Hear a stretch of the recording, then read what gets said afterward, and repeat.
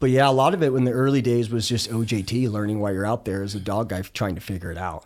But it took a while, I would say a couple of years for them to truly understand the assets that they had in those dogs and how many lives they could save.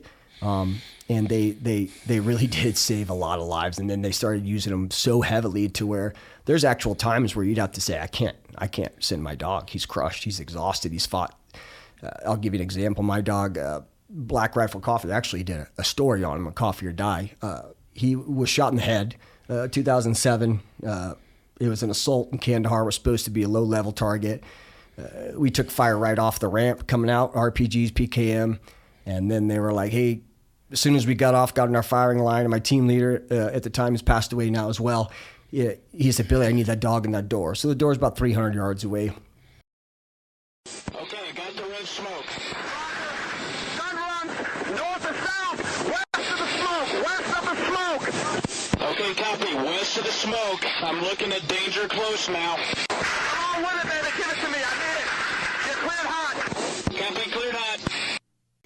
We'll say the elevator intro, but this elevator is going to like the 90th floor. So you have a little bit longer than like 5 or 6 floors. Okay. Fire away. Yeah, introduce yourself to the world. Yeah, so start whenever. Oh, we're already going. Oh, okay, cool. Yeah. So. It's not live. It's not live. So, yeah, you're going to edit it. So yeah. No, I don't edit anything. Everything we were just talking about is going to go in there. Sweet. Maybe. I don't know. Maybe Depends possibly, yeah. So yeah, Bill Clark. Grew up kind of all over the place. My dad was in the military, did 6 years in the Marine Corps, 3 of those years in Vietnam as a door gunner in Huey's. Was shot 3 times every deployment. So very military family. My mother was one of the first women to static line jump in the Army. That's really? Actually where she met my father, yeah. How did she enjoy that experience? She did not. That's why she did about 3 years and jumped out pretty quick. And I said, I'm not doing that anymore, and got out of the Army. So yeah, we lived kind of all over the place. I used to live in Germany when the wall was still up there. My little brother was born in West Germany. I have a twin brother who was a Marine, an older brother who was in the Navy. And my little brother has Smith-Magenis syndrome. It's a very rare form of Down syndrome, to where he doesn't really feel pain. So he used to put steak knives through his arms and run into walls as a child, and we just couldn't figure out, like, hey, what's going on? Why is he doing this stuff? We knew he had Down syndrome, but no one knew exactly what it was. Whoa. Yeah. So, I've never heard of that. Yeah, so they sent him to TV. More than likely, probably. Yeah, but I didn't know that. Actually, I didn't know those two things were interconnected as well. Yeah, so can one exist without the other? You know what? I don't know. It could possibly, but when he was diagnosed, I think it was in the early 90s he was diagnosed, and he was the only one in the U.S. that had it. So they would send him to Texas A&M and do actual studies on him when he was a child to figure out what's going on with this type of Down syndrome, which chromosome, like what's going on right there, right? So yeah, that's my brothers and my family. My parents divorced when I was about 5, and then my mom was married 5 times. My dad was married 5 times. So lots of half brothers and half sisters as well. Not the best. Just to confirm, you said 5 each? Yes, sir. So were 4 stepbrothers. Competing? I think so. I think it was a That's little just competition. an odd number for both people to land at. Totally aside from what we're going to talk about, how was that experience for you growing up with that level of, and I don't want to put words in your mouth, but I feel like that would be some level of a little bit of stability, then instability. Stability, how was that? Yeah, so for me it was not good, right? So I wasn't allowed to speak to my father. My mom wouldn't allow us to speak to our biological father because he was extremely abusive towards my mother and my other brothers, but not so much of me and my twin brother.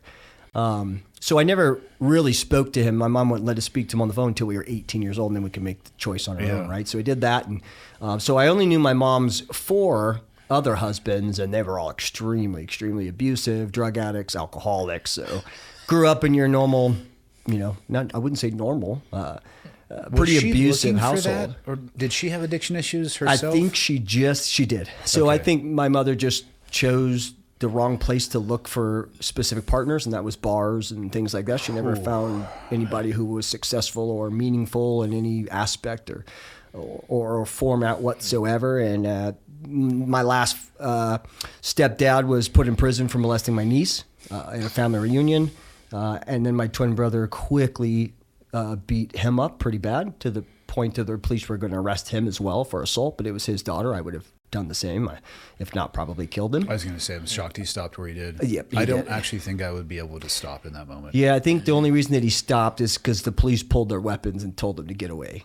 So then they arrested him, and then he only did less than a year in prison because it was his first offense in Washington State. I was going to ask, which state? They let him out, of course. Interesting how many states handle crime. Exactly, yeah. So molestation of a 13-year-old will only get you about 6 months in Washington State. So, do you know what his sentence was?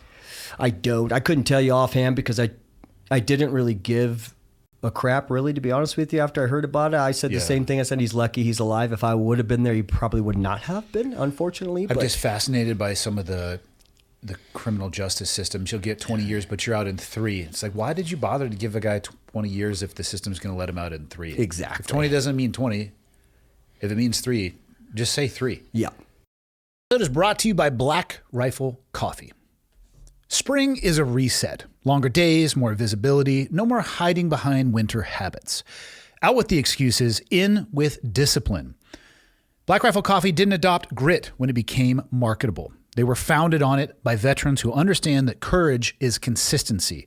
It's showing up early, it's doing the reps no one sees. If you want simple and strong, start with Just Black. Whole bean if you run the grinder, ground if you keep it straightforward, pods if efficiency matters. No trendy flavor experiments, no sugar masking weak beans, just bold American roasted coffee that does its job every single morning. And if you want rotation without sacrificing backbone, the Supply Drop Variety Pack delivers. A lineup of pod roasts designed to keep you sharp while maintaining standards, different profiles, same mission. This isn't lifestyle branding, it's daily discipline in a cup. New season, new expectations, higher bar. You can grab Just Black or the Supply Drop Variety Pack on Amazon or go direct to blackriflecoffee.com and have it shipped straight to your door. Black Rifle Coffee, veteran founded, American roasted, stay deliberate, keep the standard high. Because otherwise it's BS. Yeah, and I don't think that's fair to the victim of those crimes. Oh, I agree. Because not that 20 years is going to make the crime right, but if you're going to, like, you know what? Okay, I feel better about that punishment. And then how are you going to feel 3 years into that? The guy's back on the street. 100%. No thanks. Yeah. So, yeah, I agree holistically. I think the justice system as a whole is needs to be relooked at, revamped, and completely redone, as well as our political system. But that's another conversation. But so then, I graduated high school, was always told I'd never play Division I football, but ended up playing Division I football at Eastern Washington University, not far from here in the Big Sky Conference in Cheney, Washington, right outside Spokane. But prior to that, after I graduated high school, I joined the Marine Corps and was in the reserves for them while I was playing college football. And then September 11th happened, and then I knew I was going to get activated right away. So I went to the Marine Corps, and I said, hey, I'd like to get into recon and special operations. And I was an RTO at the time in the Marine Corps, and they were like, absolutely not. We're undermanned. You're going to an infantry unit, and you're going to Fallujah. I was like, check. So luckily I walked outside, and there's a Navy recruiter standing right there, and he had to remind me that the Marine Corps is a department of the Navy. And he said, it is the men's department. It is. And he said, we'll give you $8,000 and let you pick your job if you come over here. And as a college student who was on scholarship and didn't have any money, I took what I could. Yeah. Joined the Navy as a military police officer, was in the military police space for about a year before I was recruited to go to DEVGRU as a dog handler. That's when they first started the program, right around 2002. Were you handling dogs at that time? Or just that? I was. Okay. So when I went to military police school, I placed top of my class, and they said, what do you want? And I said, I want to go to dog school, which is right across the street there in Lackland Air Force Base in San Antonio. So I was the first E3 in the Navy to go through dog school. You used to have to be an E5 or above and done your time on the street like a normal police department before you can pick a specialty.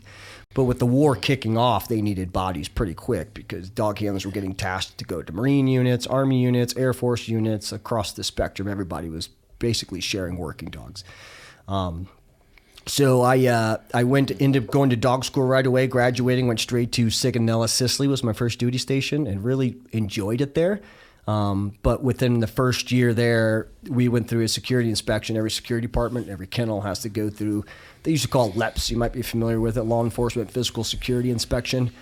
Can't say I am. So they inspect the whole security department. They inspect the kennels, making sure that all officers and tools and everything are in place and everything's in working order, right? So So for dogs, they'll do explosive programs, narcotic programs, and bite type programs. And then they rank you based on your area of theater you're in. I was in Europe, and I happened to be 6 months on leash. I was the number one Navy bomb handler in Europe based off my test scores. So right away they're like, hey, with your Marine Corps background, you'd be a good fit for this program that's just kicking off. And they asked me do you know what DEVGRU is? And I'm like, no.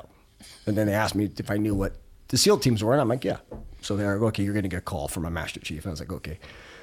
So a week later, I get a call up in the skiff, and the one skiff that they have in security, and it's the Master Chief that started the dog program at the command. And then he asked me to come over there. They screened me, select me. The same basic screening process back then was the same that you guys go through. Mm-hmm. They liked me a lot. They picked me up, and they deployed me. So that was 02, early 02 or late 02, into 03. And that's where I met some of the guys you know real well as well. I started out with that squadron was deployed. Your old squadron was deployed at the time, and then I followed up with Blue, and did quite a bit out there. Did the Karzai stuff for a little bit as well. Myself and Nick Estrada would go and swap dogs out there, and then you guys would swap bodies or whatnot. So did that for a little bit, and then did some stuff with the guys on the battlefield as well. And then that was the beginning infancy of that program. And then they built it out to where we had one dog per squadron. And then once the dogs started proving their worth pretty quickly, we started going to about 4 dogs per squadron. And then we were pretty top heavy to where we were doing bites a lot. Like we were finding a lot of bad guys and barricaded shooters, caves, as you're very well aware of, and spider holes and deep bush and all that other stuff that's hard to find a human being and the ISR can't find. But nothing's going to take away from that dog's capability because their scents are 10 million times that of ours. And they've saved a lot of lives on the battlefield. We've lost a few dogs over there as well.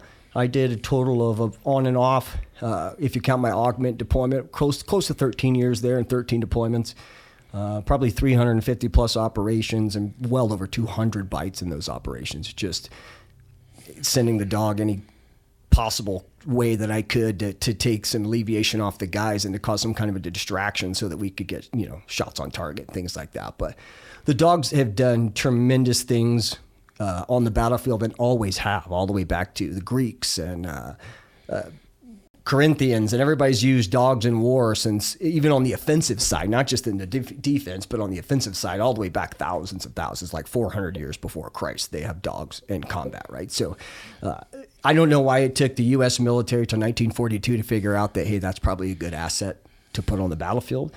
But it did take them a very long time, even though our counterparts in Europe had been using them for thousands of years. Yeah, and then the way they introduced them into the United States military is really weird. It was World War II, and they had the coastlines, right? So you had on the East Coast, you had the Nazi subs that were pretty close, and over there on the West Coast, you had Japanese subs, and they couldn't figure out an early warning detection device on all the coastlines, and they were trying to figure it out, and they didn't have enough human people to line 50,000 miles of coastline, right? So they would put a dog like every 100 yards and just stake them out at sentries with handlers, and the dogs would give early warning because they can sense the subs pulling in and they can sense actual people coming into the water, which I was not aware of, that actual Germans have came on to American soil and were blowing up ammunition depots in World War II until the dogs figured out to put alarm systems out there, early warning systems. But I was not aware of that. It's a lot of dogs. Yeah, a lot. Correct me if I'm wrong, the command dogs are multi-purpose, right? Yes, sir. Yeah. So ours are always bomb and bite. So drugs is not something that we need there. Our primary mission actually was bite, containment, and then explosive secondary. So typically we would come in off the bird, dog handlers up front with recce and EOD. We push the dog out 200 to 300 yards. Some guys are not comfortable with 300 yards. Depends on what kind of control you have of that animal. And you're saying away from you, the away control, from this handler and the snipers. Yep. So the dog would lead basically patrol in, look for enemy personnel that are hidden or explosive IEDs or whatever it may be. On the patrol end, and then typically once we get to ORP, I would bounce in with primary assault, or I would have control of squirters, and then the other handler, we would flip-flop every op. One would go to breaching, primary breach, and one would go to squirter control. And for the listener, ORP means operational ready point. Go Google it. You can look it up.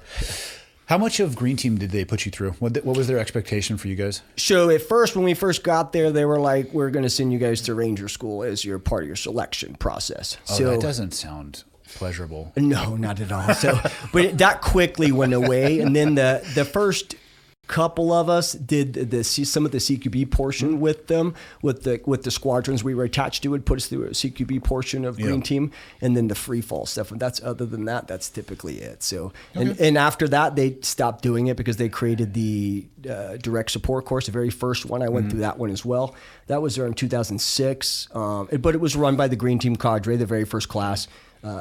In 2006, and that was 13 weeks, and I think it's down to 9 weeks now. And they teach you little bits of the basics of everything you guys need to do: land navigation, OTBs, all those, a little bit of roping with elevators and all that stuff. But that's really all that they didn't fully put us integrated into Green Team or anything, like just portions that they thought would benefit us. And a lot of it was OJT.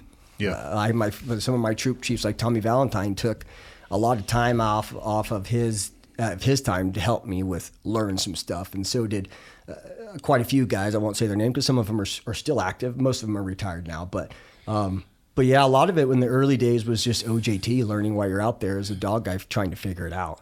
But it took a while. I would say a couple years for them to truly understand the assets that they had in those dogs and how many lives they could save. And they really did save a lot of lives. And then they started using them so heavily to where there's actual times where you'd have to say, I can't send my dog. He's crushed. He's exhausted. He's fought. I'll give you an example. My dog, Black Rifle Coffee, actually did a story on him, a Coffee or Die. He was shot in the head, 2007. It was an assault in Kandahar, was supposed to be a low-level target. We took fire right off the ramp coming out, RPGs, PKM.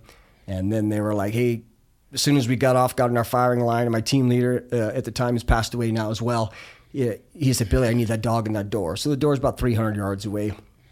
So we use a visible laser to direct the dogs. It's common knowledge now. Most people know that. So I laze the door, the dog goes in, and as we're moving up to the door, everything stops. The firing stops, PKMs, RPGs. And then we move up to the door, and I can see that from the door, about 100 yards out, I can see the IR light off the back of my dog, but it's not moving. So you'll see the shadows in the room if it's moving, right? So it's easy to know if the dog's on a bite or whatever he's doing. So I knew, number one, he was either down or he's laying down. So as we got up closer, he was laying down next to two rugs, and he was just focused on it. So now I know it's explosives. So I recall the dog. We step back a little bit, search the out area before we go internally. Then we go internal, and it was two fully loaded PKMs inside of the rugs. So ISR is telling us you got movers all over the place. It's turning into basically a village sweep. They're sparkling. We got another guy we had in a garden area. So we move over to that location. They're sparkling and giving us location. So for me as a handler, you really have to be very cautious and understand the wind direction, temperatures outside. All that comes into effect when you have an animal, because you have to set the animal up for success as best as you can, right? So, and a lot of that's just going back to the basics, throwing some grass up and seeing which direction the wind's going, and then presenting yourself downwind so the dog can pick up the odor. And you know that if it's cold, the odor's going to sit low. And when it's hot outside, the odor flies up and it dissipates in the air very quickly. So all of those things have to go through your head, as well as the other things that you're dealing with the dog camera and everything else, the light systems on them, and then utilizing them in that whatever operation. So going back to the guy in the garden, in the garden they have those like 2-foot walls that separate all of the different lanes of trees or whatever. So I checked the wind, and I put my dog downwind from the actual where they were sparkling and the odor, and then I just lazed the end of the wall where ISR was sparkling so that he could pick it up quicker. And that's exactly what he did. He jumped over the wall, he gets over there, and he almost was cheating a little bit. He was using his ears, not really cheating, but he was using his ears and not his nose, which I prefer him to use, but he heard a sound and he just took off. And then, you know how it slowly you start hearing the guy start making noise. And so I recall the dog, we give the guy instructions, stand up, he's refusing, sent the dog again. Dog bit him again, called him back, told him to stand up. He stood up that time and then had a weapon and was eliminated. And then they're like, hey, Billy, we need you to move to another area. There's two guys ran into another compound So we need to go check that out. So then we move over to that compound, and one of the guys just trying to get in the dog door. So I pull off his lock cutters, and we cut it, send the dog in, and the dog right away goes into this small outhouse. And myself and the next assaulter roll up to that door, and there's two dudes in there with AKs, and the dog is going back and forth. We don't teach him that. Like biting them back and forth? Biting them back and forth. That is a party. So we never taught them to do that, but he was smart enough to understand, I guess, that these guys both have weapons. I need to keep them occupied. How are they responding to this back and forth? Screaming. All they're doing is screaming and mass confusion because it's dark. It's dark for them in there. I was going to say they're being attacked by a ninja velociraptor. Yes, sir. Wow. Yeah, and he's just biting them back and forth, and myself and that assaulter take those two guys out, and then he turns and turns and takes off for the next door. Something inside said, hey, grab him. So I just grabbed him by the back of his harness because I didn't know what was internal in there. Pulled him back, and it just happened to be like 30 women and kids in that room. So luckily he didn't go in there because they don't discriminate. They don't know women and kids. They know scent. That's what we teach them. So what do you estimate he would have done what do you start? Oh, he would have destroyed him. Yeah. Good call. Yep. Yeah, he would have 100% destroyed him because we don't teach our dogs to determine the sex of whatever animal they're going after. They're going after a scent, and they all have a specific scent. Is that even possible to teach them to differentiate? You could. Yeah, 100% you could. I mean, women have a specific scent, obviously, with their cycles or whatnot that you could teach the animal to avoid. Yeah. And children have specific odors as well that you can teach them to avoid that as well, right? I mean, you can teach a dog to do anything, really. It's all about repetition. And you can't teach them how to fly a plane? No, probably not. Well, maybe you could with stem cells. Put them in his brain, but I don't think that's possible. You're right. No, they don't have thumbs. Yeah, exactly. True. So, so then we took those two guys out and then pulled around backside. We had to split the force because the village was basically, like I said, turned into a village sweep. So half the troop went to one side. And then the two teams that I was attached to were on this side. And so we're working our way around the backside of the compound to try to get to the other half of the troop who's now persecuting like another 10 or 15 movers that squirted out to a tree line. And as we're moving in that open field, that back room erupts. One of the back doors to a back compound that we did not clear because it was a village erupted with AKPK fire again. So all of us are basically laying down, taking cover fire, different fields of fire, doing what we need to do. But then I seen a guy hiding behind a tree and a wall. So I lays the base of the tree, and my dog goes and bites the guy, and the guy starts running towards that door. And as he's running towards that door, bullets are flying everywhere. It's nonstop. And I seen that he was hit. Physically, I could see it by his movement in his body that he was hit. So then once he was hit, I'm recalling him. The gig's up. I don't have to be quiet now. So I'm screaming for him to come to me, and he's stumbling. He's coming to me, but he's stumbling. And then he finally just kind of falls a little bit. So one of the snipers was next to me. I asked him to give me some cover fire, and I ran out there, picked him up, grabbed him, put him behind a short wall, and was trying to find where the entry wound was, and I couldn't find it. And it looked like in real time, it looked like it hit him in the body. So I'm putting my hands under his vest, taking his vest off, feeling anywhere I can. Again, it's wintertime, so it's probably like 4 degrees in Kandahar, but I don't feel anything wet. I don't feel any heat. I'm super, like I said, I know he's hit. I just don't know where it's at. And troop chief's yelling, hey, Billy, I need the dog. He's on comms. I need the dog. I need the dog. I need the dog in the tree line. And I'm still looking for this wound. And finally, I closed my night vision in, and for some reason, I put my hand on top of his head, and I think it was to calm him. But when I did it, I always cut the ends of my gloves, my fingers, right, from my trigger fingers. I felt bone and a hot fragmentation stuff on my hand. So I look at my hand, and it's blood. So now I know he's hit in the head. I just didn't know where. I just know where the exit wound's at. So I have to tell my troop chief, hey, the dog's out of commission. Gunshot wound to the head. I need a PJ at my location. So PJ comes. No, at this time, the dog is still fighting. He wants to get back out to go to work. He's pulling and fighting me with every ounce of energy he has to get back into that battlefield. And I'm trying to wrap him up using my blowout kit, his blowout kit, trying to take care of him. But he's just too animated. He wants to go back to work. So finally, the PJ shows up, and he's like, hey, let me give him some morphine. It'll calm him down. So he gives him like a half dose of morphine, and sure enough, he finally calms down. But then we wrap up his head, and and do all that stuff. And then looking for a medevac, but we couldn't. The HLZ was too hot, so we had to wait for everything to calm down. And then exfilled out. Went to Kandahar. The vet and the ambulance waited for us off the ramp. Got to the vet, and it was a reserve veterinarian who was a horse doctor. So we get inside the tent there on the Kandahar flight line. Why would they even send some? I mean, yeah, occasionally horses were used, but why would they even send somebody with that specialty? No idea. So they just think because she's a veterinarian and she's an Army Reserve officer that they can deploy her. So they deployed her. We get in there. They start working on the dog. We had the TF Brown guys with us. They were doing their stuff. They're the ones that really saved him. Once I got on the bird, they took him from me, worked on him on the bird I think we still had like an hour to go to the base.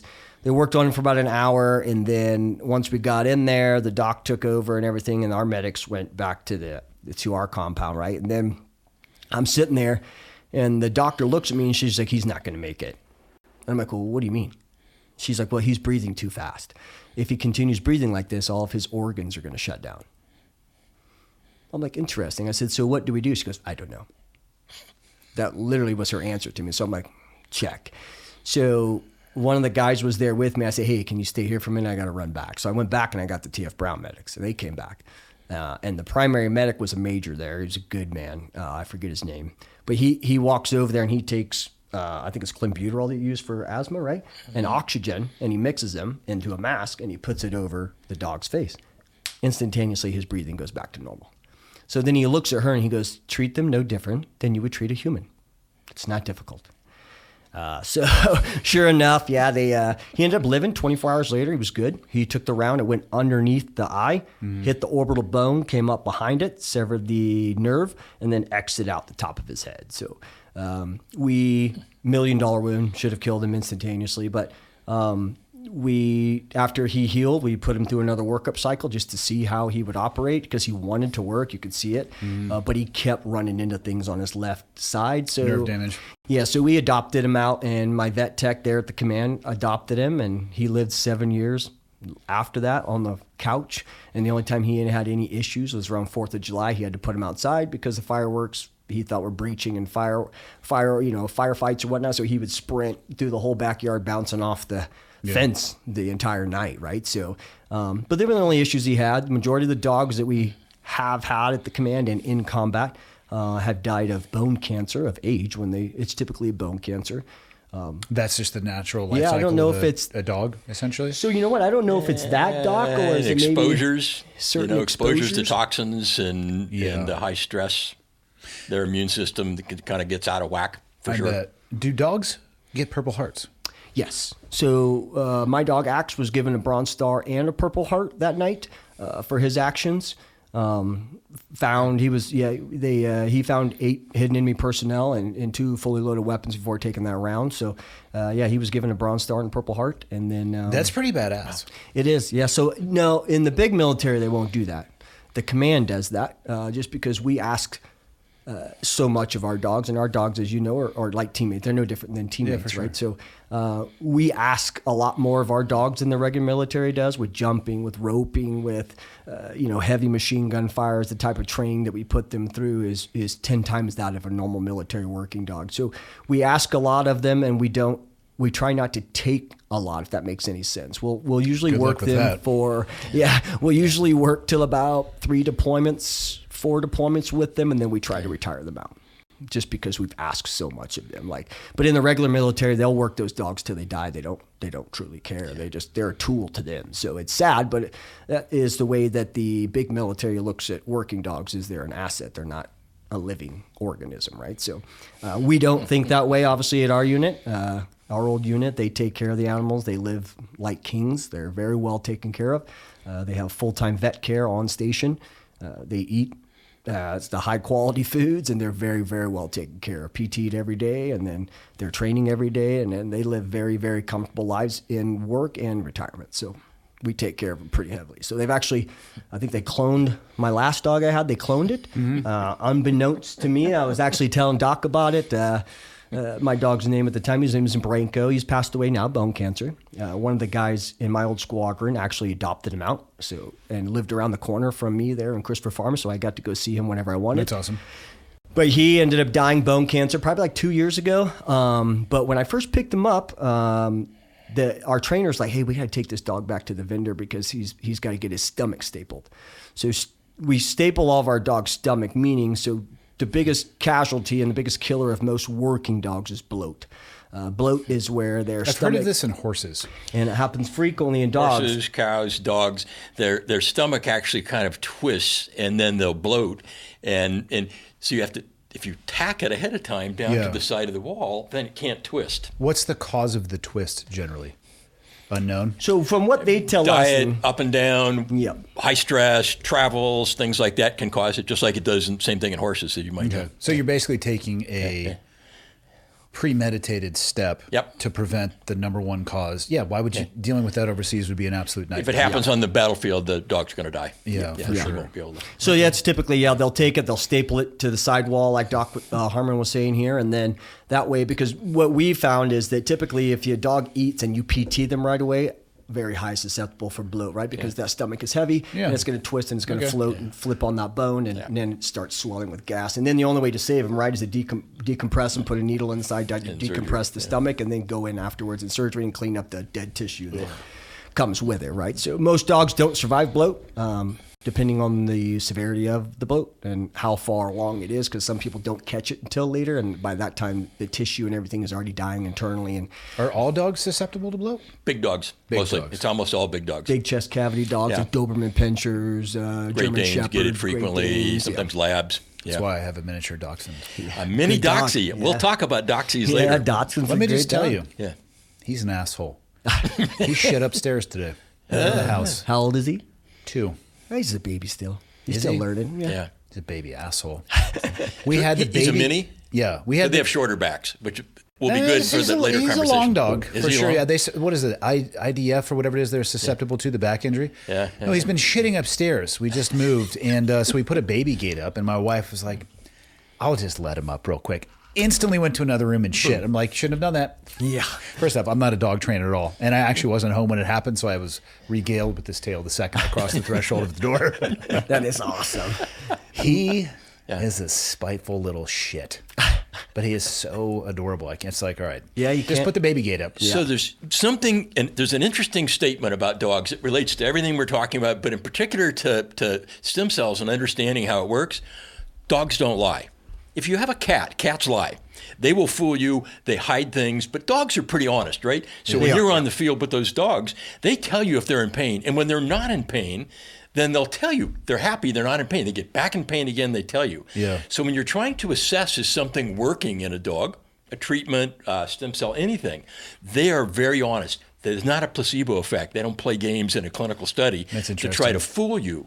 So using animal data like that is really useful for us to understand what's going to work for a battlefield dog that has pain and an orthopedic problem. It's very interesting. It is. Yeah. They don't lie. One thing that we always tell handlers too is you learn to trust your dog. Your dog's not going to lie to you. It's going to tell you where explosives is. It's going to tell you where the bad guy is. If you know how to read him and you do your training and you do your repetitions with that animal, the animal becomes an extension of you. You typically can look at. I could look at any of my dogs from 100 yards away and tell you if they're sniffing animal pee or if they're sniffing human. It's pretty simple once you understand the concept of it. But so Doc, you're up. Intro time. I'm just. That's the standard. That's the story you now have to meet or exceed. I'm just a cow doctor. How does one? Did you grow up wanting to be a cow doctor, or did you stumble your way into this trade? So I'm a Tulsa-born boy, but my folks moved to Southern California. Not my fault, but they moved to Southern California when I was 3, and I grew up in La Jolla when it was a little sleepy town, in the 60s. Man, it is not a sleepy town. Not anymore. Not anymore. But it was like Santa Cruz, the same place where you grew up. They were small, sleepy coastal towns. Totally. And I grew up, and for some reason, my relatives back in Oklahoma thought that my younger sister needed a horse. They didn't bring like a horse you could ride. They brought a little foal, and they loaded it in the trailer and brought it to La Jolla. And of course, none of us knew anything about horses, and so we found a place in a little area called Sorrento Valley. It's now Biotech Alley. It was just grass out there. Put the foal out there, and my sister then went out to the stables. Now, I'm 12, and I'm a La Jolla boy, and you go to the beach, and so I went to the stables one day, and I looked around. And I said, there's 2 guys and 50 girls here.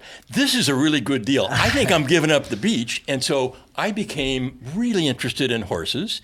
The guy with the horses. Were you really interested in horses? They always come with a rider.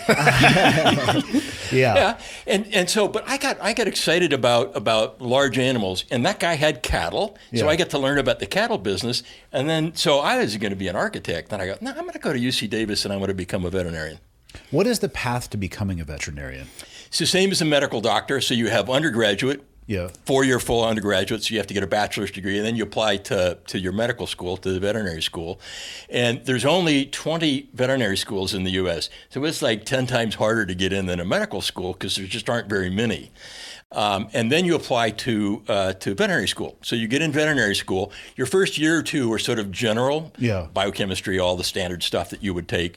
And then you specialize. And you pick, are you going food animal track, being cattle and pigs and those, horses, or small animal? And you get to pick that? You get to pick. Okay. You can also pick, I want to be a mixed track. I don't know what I want to do. I want to stay more general. Yeah. After you finish your 4 years and you get your DVM, so you've got a doctor of veterinary medicine, probably a third of people will go on to an advanced residency or internship in surgery or some specialty. But you can go out and practice. And so I took a master's in epidemiology and statistics, which turns out to be important on how I ended up where I'm sitting now, and I'm not doing cow doctor work anymore. Yeah, for sure. I got very interested in computers and data and collecting data relative to production medicine. So livestock, cattle, sheep, goats, even horses, collecting data. And so when I went out into practice, I was going to be a dairy practitioner. And you work in large dairies, big businesses, agribusinesses, you're doing nutrition, things that Billy and I talk about in human longevity and biohacking. We did all that as veterinarians, 30 years ago, because if you don't have the animals in prime condition, they don't produce. And so we learned very early on all the things that would help. So the big pharma companies all found me and said, here's this really strange veterinarian. He knows computers, he knows data, and he knows livestock, and he's in the livestock business. So I started doing clinical trials for big pharma. How much involvement does Big Pharma have in the world that you were talking about, in the animal world? Most people associate it directly with just humans. Yeah, so it's very interesting. Almost every big pharma company, Eli Lilly, they have a veterinary subsidiary called Elanco. Pfizer, veterinary subsidiary now called Zoetis. So the big ones have a little division that is specifically focused on veterinary medicine. Is that so they can... I don't know how to ask this question without sounding like a conspiracy theorist. No, experiment in the animal world in the hopes they find something that might work in the human world. But is it really a conspiracy? That actually would be. I don't know. Yeah. I didn't know the right word for it. As I was thinking of that question, like, how does one ask this? It's a great question, and it turns out they miss the opportunity to see things work in the animal world. It's the opposite. When they have a drug they're developing for bone cancer, doesn't work. They have side effects. They then flip it down to their veterinary group and say, see if you can deploy this and use it and make some money. Oh, it's very strange. So they don't take it's almost advantage a way of that. for them to reduce their losses? If you wanted to be super macabre about it, but no, not really, because drugs, most regular drugs, pharmaceuticals, are specific to different species. So if it doesn't work in human or has a side effect in human, it might work in dogs or it might work in cats or some production animal. So there's an opportunity for them to look and see, is there another way to deploy this thing that they spent millions on already? Yeah. But they don't talk. It's the strangest thing. You've got this huge division doing all this human stuff, and you've got a veterinary division and all this data that they could be looking at. We call it now translational medicine. I'm probably the epitome of a translational medicine doctor, because they take all of this veterinary data and all of our learning, and we'll get into stem cells particularly, but just learning about how things work in animals, and then you can translate that over. When we cure cancer in rats, It very rarely translates to humans. Rats and mice are not people at all. Or if you're doing it in a little petri dish, it doesn't translate. And so that translational medicine, large animals are pretty much the same. So I would guess if I looked at the diseases that Billy had and his dogs had, a lot of them very similar, especially orthopedics, especially cardiovascular. So we have an opportunity to learn from that. And it's a huge missed opportunity, I think. Are they correcting for it yet? Or are they still kind of independently siloed? They're independently siloed. It's Why very is that? strange. Not only independently siloed, for money purposes, sometimes like Pfizer sold off their animal health company to get money. You know, like they do. They bring in divisions, they sell them off. It's not profitable. They don't like it. Doesn't seem to fit their business plan today. And I mean, I can see splitting a P&L, right? Like, okay, whatever, run them. They were always split P&Ls. Yeah, but like, why would you give up that opportunity? Makes no sense. Well, why would you not collaborate? I mean, you have to. Like, I know nothing about this world, but I would have to assume that in both of those tranches, human medicine and animal medicine, there are people who are interested in innovation, pushing the needle, advancement. Why would there be no cross collaboration? That doesn't make any sense. That'd be like saying, well, yeah, you know, you're in the SEAL community, so but don't talk to the Green Berets. You know, definitely don't talk to those guys. Don't talk to the Air Force. What do they know? Oh, I don't know. Maybe they have a way better view of the battle space because I'm like this and they're like this. Right. No, it's crazy. But it is the case that they're very siloed. And outside of, within the same company, individual bio companies, biopharma companies, very proprietary, mostly very closed, don't talk to each other. Everybody's worried about getting their stuff stolen. And so there's a real lack of collaboration, which is a huge shame because the answers are there. How did you two meet? So myself wasn't on the battlefield, although it could have been. It very much. You didn't miss out on much, to be honest with you. So the place we could have crossed, I am the veterinarian that developed stem cell therapy for the Navy Marine Mammal Program, the dolphins and the sea lion warfighters. First off, many people don't believe me when I tell them that the dolphin program is real. I've seen it firsthand. One of them may or may not have had a sexual interest in one of my bud's classmates at the end of a dragon dive. So I hear that's the case. It can be.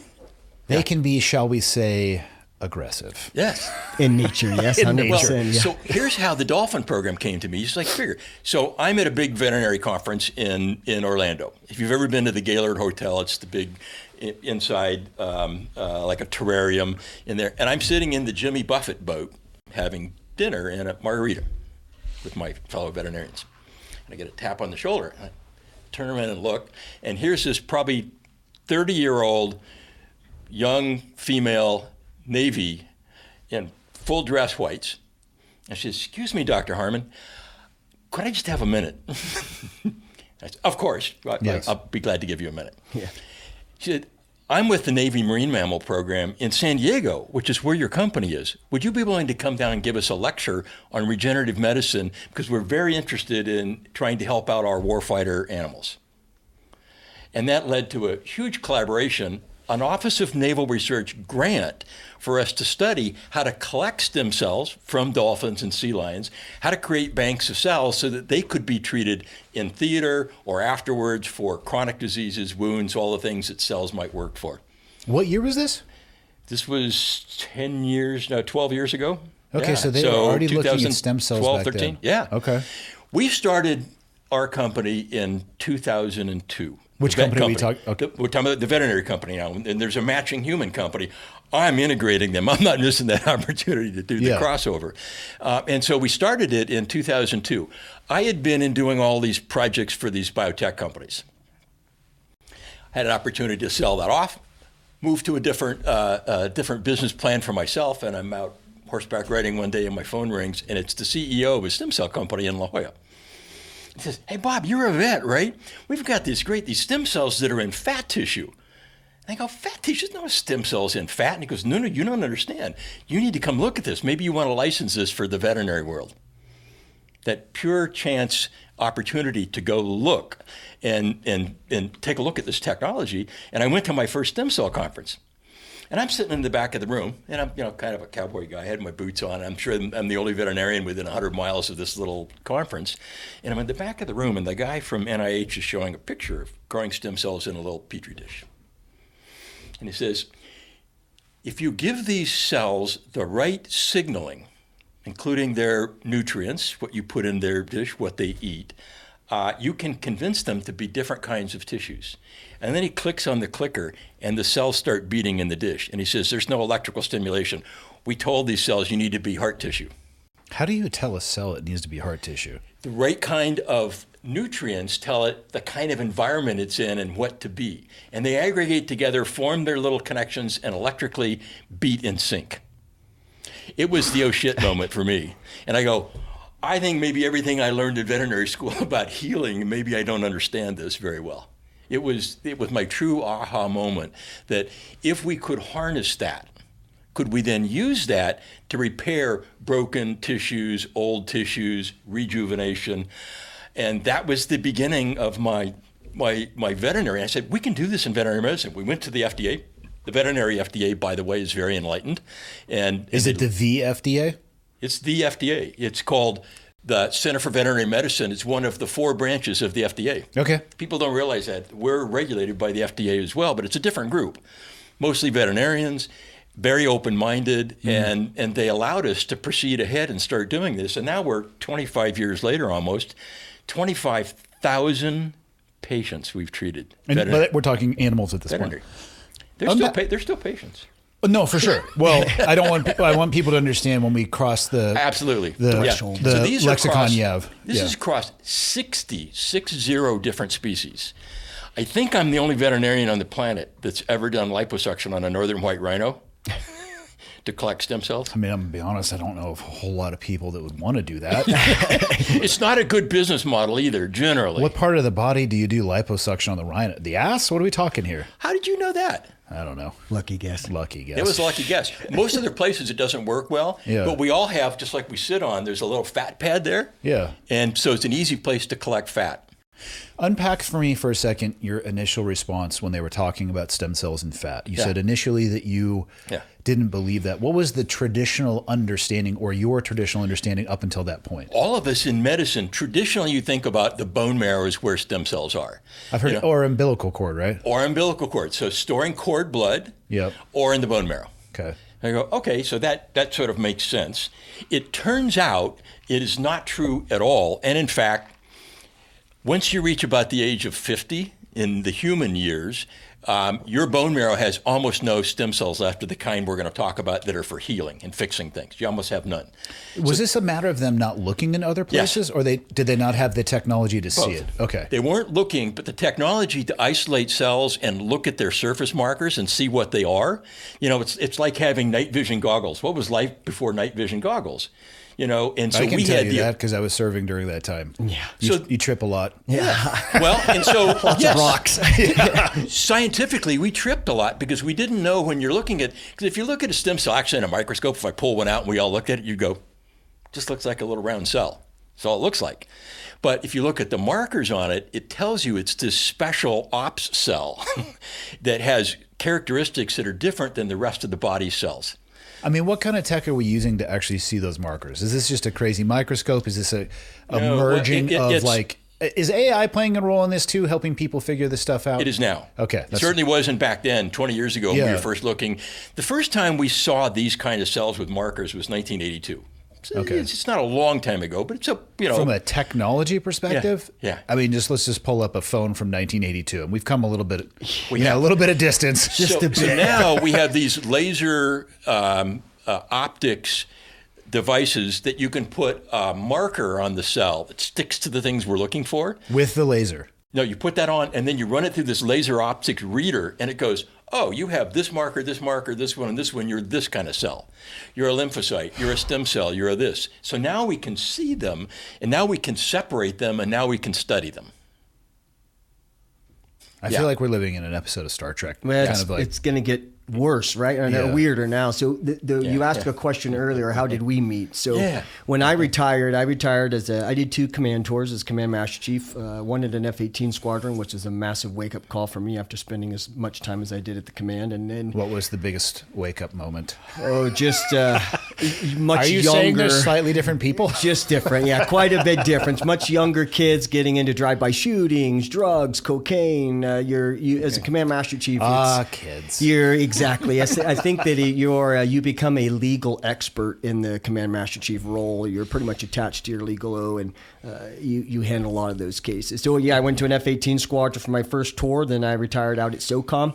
I ran the Care Coalition program, which is the only government-owned nonprofit, and I was the senior enlisted for the Northeast. So I covered Bragg all the way up to Maine, and then medevacs over from Germany back to Bethesda and things like that. So what does the Care Coalition do? So Care Coalition takes care of all special operation veterans and support personnel across the spectrum. So once you're getting ready to retire, they help you go through your medical records and they make sure that it's supposed to say the things that it's supposed to say based off your injuries and your service. It's just preventative stuff to make sure that on the way out you're knocking things out in the correct manner, right? And they'll send you to specific rehabs for combat injuries like VHP, Virginia High Performance, and they go over like neck and toe all your injuries and put you through workouts and supplements and nutrition and help you get back on, set you up best for success in the civilian sector, right? So what you just described is a better off ramp than 99.9999999% of people in the military are going to get. I agree, and it's sad that we only hold that within SOCOM because there's so many people that could benefit from those types of programs. I've come to the conclusion that I think the military should give up on the off ramping and outsource that role to NGOs. It sounds like would be a good way to do it. I mean, it takes them 8 weeks to onboard people in the Navy, right? And then that's the shortest, I believe. You got Marine Corps, Army, all that. And that's just to integrate them into the ecosystem that they're going to go into. There is enough money and people out there who want to do good for those that have served. I think you should just totally tranche that out to NGOs that are responsible to somebody, obviously, but then they can specialize in it. Yeah, I agree wholeheartedly. I think that's the best way to go because the military sucks at it. They do, yeah. So it's like, stop trying, guys. You're smashing your head against the wall.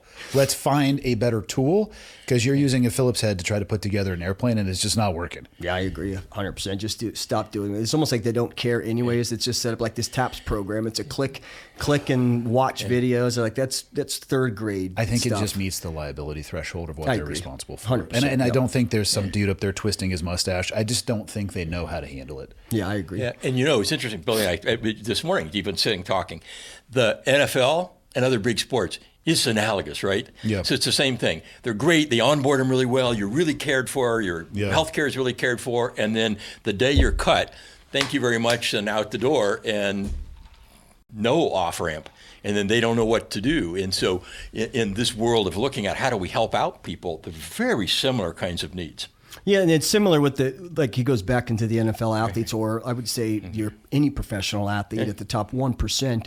They kind of go through the same things that we go through when we transition out. You're taught and you're trained to do a specific task for the majority of your young adult life. And then if you make it to the level where you did, and myself, that top 1%, that's all you know.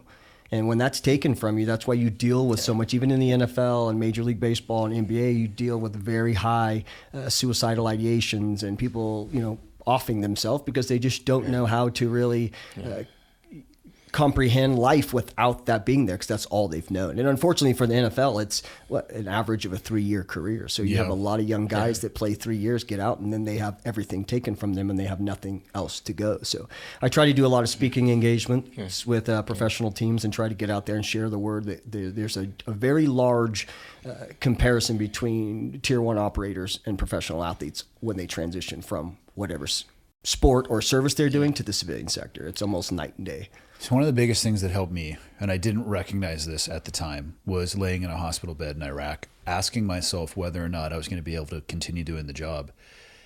It was the first time that I can remember where I thought outside of the world as I saw it inside it. Yeah.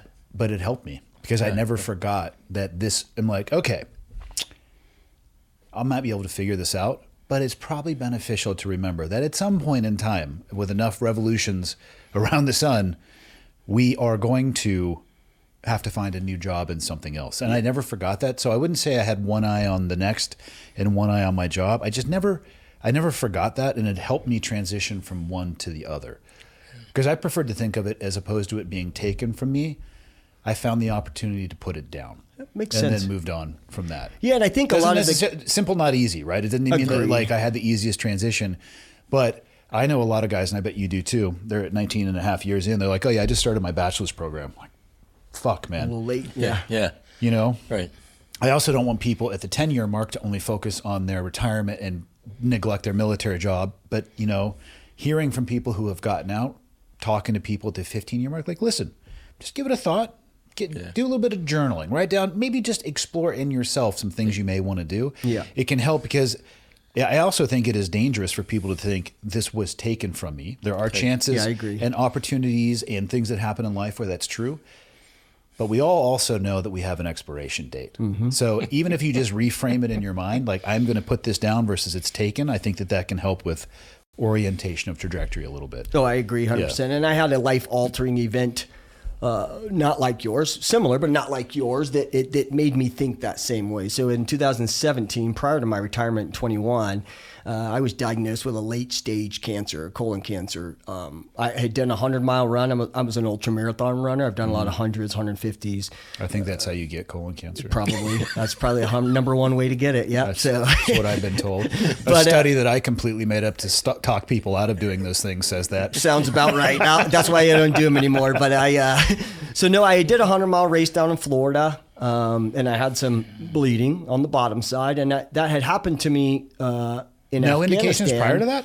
No, Wow. no indications. In Other the than 30s? that, You're in your 37 30s? at the time, Jeez. but 4 years prior in Afghanistan, I had the same thing happen, and the medics looked at me there on deployment and said it was just polyps.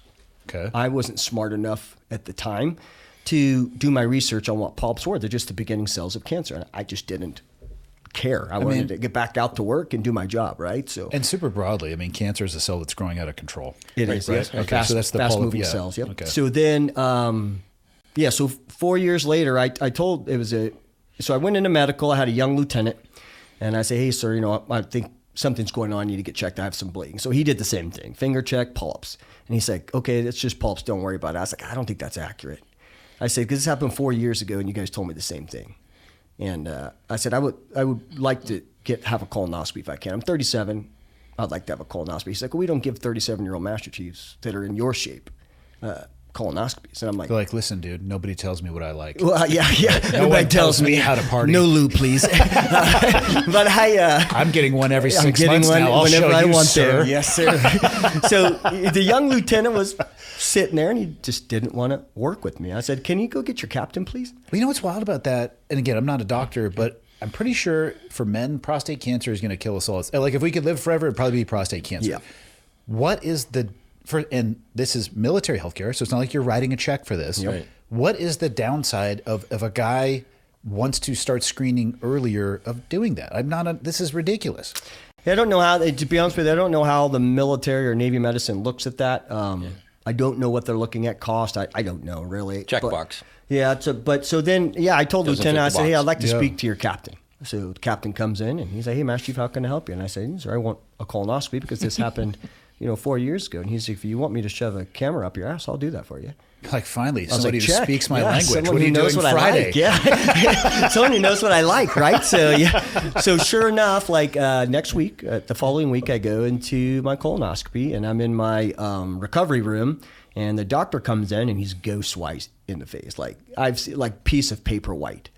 That is never a good Never a visual good sign, right? So that's all I said was, let me guess, I have cancer, and he said yes, and it is a large tumor.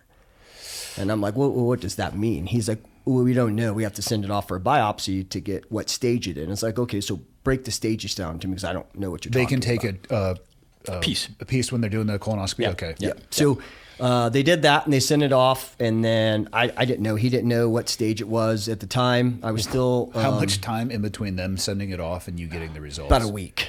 Sleeping really well during that Awesome, week? phenomenal. Yeah, I had no idea. Yeah. So I get a phone call about a week later, and he's like, "Hey, it's late stage 3B, early stage 4. You have about a 14% chance of survival." I'm like, check. Did he deliver it just like that too? Pretty similar, but I mean, he was trying to be respectful as he could. I think that's the way, to be honest. I don't know I if would have you'd be- preferred it no other way. Yeah. Direct. Yeah. So he said you got about 14% chance of survival. He's like, I would say that it might be higher just because you take care of yourself. You're not obese. You eat right. You run. You do the things that you're supposed to do, right? So I said, so what's next? He goes, well, we're going to ship you up to Portsmouth. You're going to go into surgery.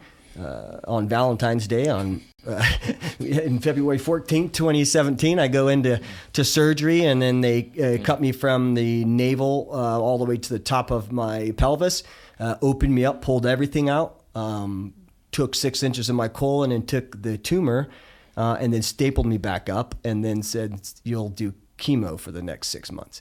So after about a week of healing in the hospital, I went into chemo, and chemo, if people who have never been exposed to, is probably one of the worst possible things you can put into your body. It put me into a depression mode that I had never been into, because the only way that I knew to deal with whatever is going on in my head, which most people can't guess anymore what's going on in my head, but the only thing to do that was to work out. It gave me some sort of stability in running, lifting weights, whatever it was. It took that edge off to where I could think straight and do the things that I needed to do. But with chemo, I could only keep up with the workouts for about the first 3 months. And then after that, I was bedridden. I couldn't move. And then after 6 months, they gave me the clean bill of health. They say, hey, there's no signs of it left. Congratulations. Now you'll get a test every year for 5 years. And then if it's clean in 5 years, then we'll do a test every 3 years. So now, since it's 2017, I do a test every 3 years. Still comes back clean. But they did a hereditary test, and it was not in my family. No one in my family's ever had colon cancer, so they said it was from exposure. So something that we were exposed to overseas, because in the squadron I was originally in at the command, there was a whole bunch of guys that got colon cancer. And then SOCOM did a large study on cancers, and colon cancer and brain tumors, because in the special operations community, they were running rampant. And none of that's surprising. No. Even without an overseas deployment, the exposure to explosives in their natural form, then when they go off, the smokes or the residual associated with that, lead. Exactly. I mean, come on. I look back, just countless hours jamming mags straight to the chow line. Not that it can't leach through your skin, but just all the vast amount of non-FDA approved chemicals that we were likely exposed to. Yeah, and if you look even Iraq, or what's going on in Iran right now, the consistent bombing, remember, that's what we did in Baghdad. And then once that stuff settles and we're coming in on helos and a brownout, spins it all up, and we're breathing it in as soon as we're off that bird. And we don't know what we're breathing in. Could be human feces, could be whatever, you know what I mean? And lead and all those things that come with explosives. But so they said it was definitely something I was exposed to. But I've had a clean bill of health. But getting back to how we communicated, I got off on a tangent there for a bit. But when I got out, just a butthole jerk. Yeah, just a butthole jerk. Yeah. I got my tube. I was good. Yeah. So when I got out, I started doing an executive protection, and I'm working, and I'm still working for a crypto billionaire who's involved in just about everything you can imagine. But with that being said, he's one of the most kindest. And I don't say this, half-ass at all. In today's world, he's one of a kind. He's very extremely young, 38 years old. He was the co-founder of Ethereum. Okay. So his wealth is tied up in crypto. Crypto and other. He's all over the place, right? So he owns medicine too. Okay. So. I've never understood. I understand that. Whatever. I don't invest in crypto because it scares the living shit out of me. I also don't understand, because there are people who are on paper worth billions in that world, but how do you actually materialize something like that in a non-digital space? So it's no different than the stock market. It's exactly the same as the stock market. It's just with digital money. Like even with the bank system. Not everybody takes digital money though. You know what I mean? Like, so you have, it's like, how do you translate, like I got $1 billion over here, but how do I buy something over here? We have to cross into some level of fiat currency. Yep. That's what I've never really understood is. And to be honest with you, I don't fully understand it. Even I started out as his bodyguard. I'm in a different position now. But I tried to learn as much as I can from him, but he's on another planet he's the smartest human being I've ever met. I'm sure those people figure it out, but to we'll just say very unsophisticated investor, like, great, you got this huge net worth. I can't even buy a goddamn pizza with this if I wanted to, because I don't know how to make it into real money, in air quotes. Well, now the banking systems, JP Morgan, Chase, and those guys are buying off on us. That tells you that they're all moving in that direction. It tells you that they want control. 100% they want control, right? And that was the primary purpose of crypto, was to keep the government out of controlling it. But now that they see the value of it, they're very heavily, this administration as well, with the crypto czar that they put in place, who is not a crypto guy, makes zero sense. But it's just that's the direction I think everybody's going. Asia's the biggest component of cryptocurrency right now. So yeah, I started working for Mr. Hoskinson is his name, Charles Hoskinson. He's one of the co-founders of Ethereum. He started Cardano, and he has a new one coming out this month. It's called Midnight, but it's the very first of its kind. It's a dual layer security system. It's the only kind out there, the only one that's capable of doing that. And what I mean, I by love that you're looking at me like I'm understanding what you're saying. Well, I'm going to break it down. I'm just making eye contact, but right now I'm like, what? I'm going to break Michael, it down. Are you following any of this? No. Michael's the generation that would be following this. I'm like, yeah, I understood midnight. Yeah. As long as we're talking about time. You know? Yeah, sleep is important, right? So, again, I'm not a crypto expert, and the best way to explain it is crypto has the security within crypto, and I could be way off, but I'm pretty sure this is the way it goes. That's what blockchain is, right? Blockchain is the security. Heard this one too. Yeah, Don't know what it means. So blockchain is, they just say like it's an invisible box inside of a cryptocurrency that holds all of your private information inside that box, right? Yeah. So everybody can see your information in that box. It's not hidden. They may not know who it's associated with. Exactly. And but they know how much watching documentaries. But they know how much is in there, and they know how some of people can get into it, right? So Midnight has dual layers. So you have two different blockchains. One, no one can even see it. So and you can turn it to whichever security system you want. So if you don't want people seeing it, you can block them out. They can't see. They can say, okay, like you can buy a car with your crypto balance, and your balance in your cryptocurrency is enough for that vehicle, but it doesn't give any of your private information away, like your routing number, your account number, your bank account number, what else is in that bank. It blocks all that information so they can't see it. They can just say, oh, you're approved to buy the car because you have those funds. So with that being said, it's probably going to tie heavy into the government, right? So because now you can hide it and you can see it depending on what you want to do. So he's got a lot of big businesses. The government's not going to like that. Yeah, so I'm assuming they're probably going to try to control it in some aspect. I hope not. Mr. Charles is, like I said, he's a one-of-a-kind human being. This is assuming it's not being built for the government. Or it could be. He could be doing it behind my back. Sometimes I wear a three-piece tinfoil suit. Yeah, it could be 100%. But that's kind of where, so Mr. Hoskinson owns Hoskinson Health Clinic. They call it the, what do they call it? The Mayo Clinic of the West. It's located in Gillette, Wyoming. Okay. And in Wyoming, they just signed on Friday the SF-48, which is the stem cell. 3 days ago? 3 days ago. They just signed the SF-48, which is the Stem Cell Freedom Act. So currently, right now, Wyoming is the only state in the entire U.S. that you can practice stem cells on humans with their own stem cells. But it has to be from their own body. Has to be from their own, right? Which ties into this, what you were saying. Very important question as to why would we use that instead of something else? Yeah. It's hugely important. Yep. So that is how I got tied in with Dr. Harmon being on Mr. Charles Hoskinson's protection team. He's very big on having, him and his family are huge supporters of veterans. All the EP guys on his team are soft guys, and all of the EP guys on his wife's team are all former Marines. And they have a Green Beret over there as well. They're all good human beings, and they truly want to take care of veterans. So that's how he kind of got into the stem cell space. He's like, I want to take care of my guys. Mm-hmm. I want my guys to be healed from their injuries of the combat deployments that they've done. So then he started conducting business with Dr. Harmon, and they're working on some stuff together here in the near future to where Wyoming will be the #1 hub in all of America for stem cells. Most of the time you hear the stem cell conversation is so there's south of the border, north of the border. Specifically, I'm talking about the southern border of the U.S. Yeah.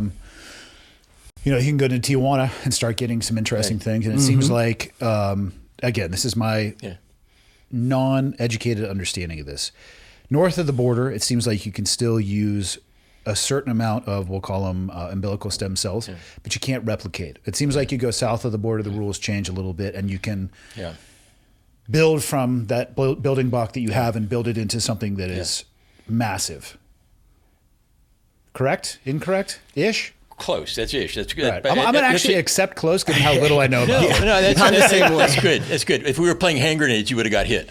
Horseshoes and hand grenades. And so it's a very interesting. So in the U.S., except for one small exception, there are no legal stem cells commercially. Why?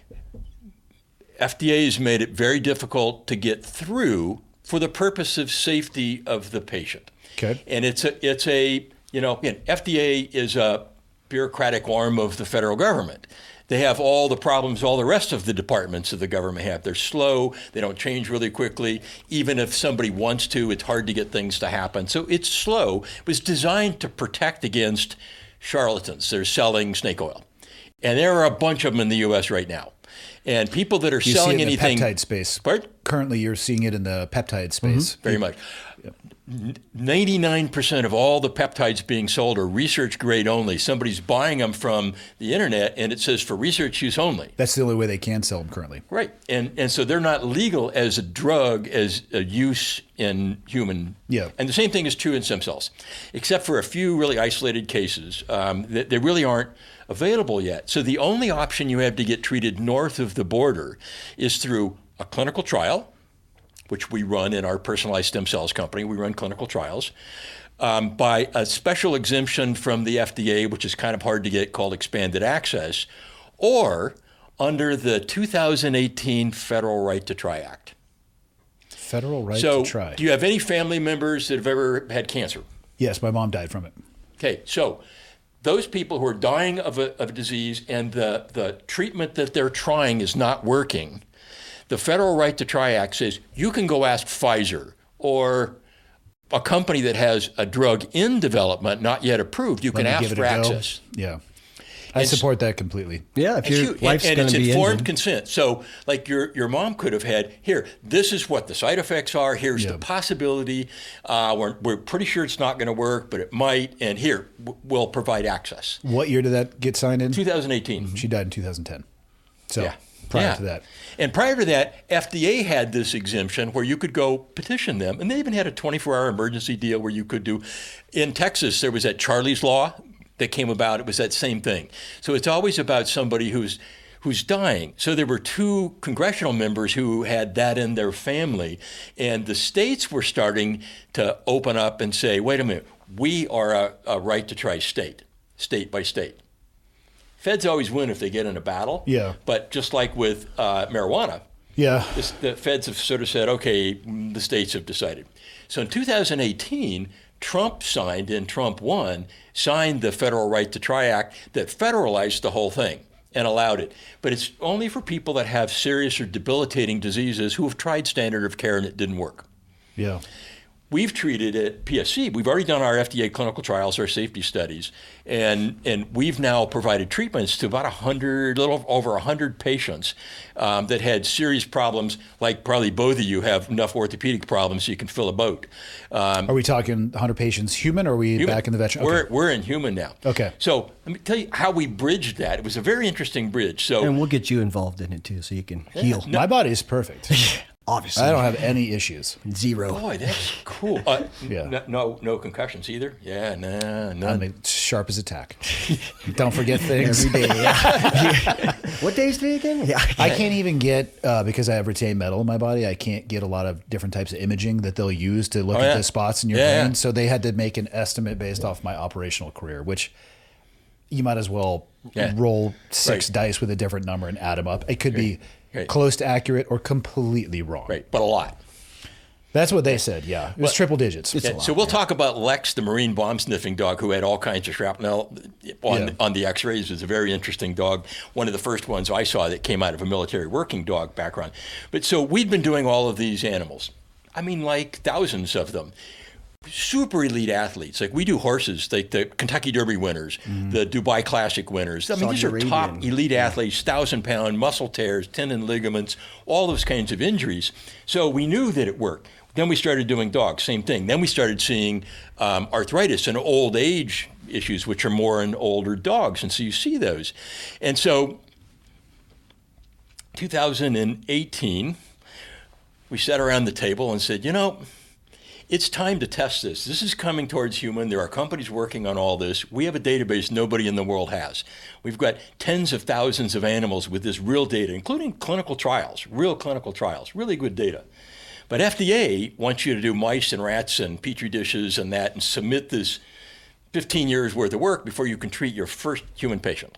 That's the pathway. Why do they make such a jump? Why is a petri dish and mice You do that for 15 years. Why is that the light switch where it's okay then to jump to humans? Really and again, I'm not based in science. I'm like, is there any other animal that you could use that closely approximate like human a pig? being? Yeah, and FDA pushes you need to have at least a larger animal model, even a dog. Okay. So they want you to do that. I mean, at least that's like, okay, from a layperson, that makes some sense. It does. But stupider, if you already have the dog data, they will make you go back and start over with the dish. That's okay. Now we're talking more. Well, no, now we're talking more about the government. I know. Yeah, it is. But I'm going to give. We're talking about our government that I know and love. Efficient. Yeah. Give the FDA some credit on this one. So I think we're the first company in history. So we're a veterinary company. I'm a veterinarian. I'm not treating humans. And we formed the human company, and we packaged all this data up nicely, and we go to the FDA and we submit all our data. And they looked at it, and it took them a couple months to figure out what this was. And I remember the day I got the call from our lead reviewer. And he said, so this isn't experimental dog data, is it? This is like real dogs with real diseases. You didn't like create this stuff in the lab, in a vivarium? I said, yes, sir. This is real data in real animals with chronic diseases. I don't think I said, and sir, dogs don't lie. I don't think I had to tell him that. But you go, so this is real data, including some blinded controlled studies, and we submitted all the data. They gave us an approval to do first in man with our methodology of treating a patient with their own stem cells. Derived from fat tissues. Derived from fat tissue. Why that's a drug is a different question. They call it a drug. But they gave us permission to do a 100-patient human study. This is the first time in the history of biopharma somebody's taken only veterinary data and gone to the FDA and said, here. But it's because we're using a patient's own cells, so it was perfectly analogous. All the methods, the liposuction, everything was the same. Okay.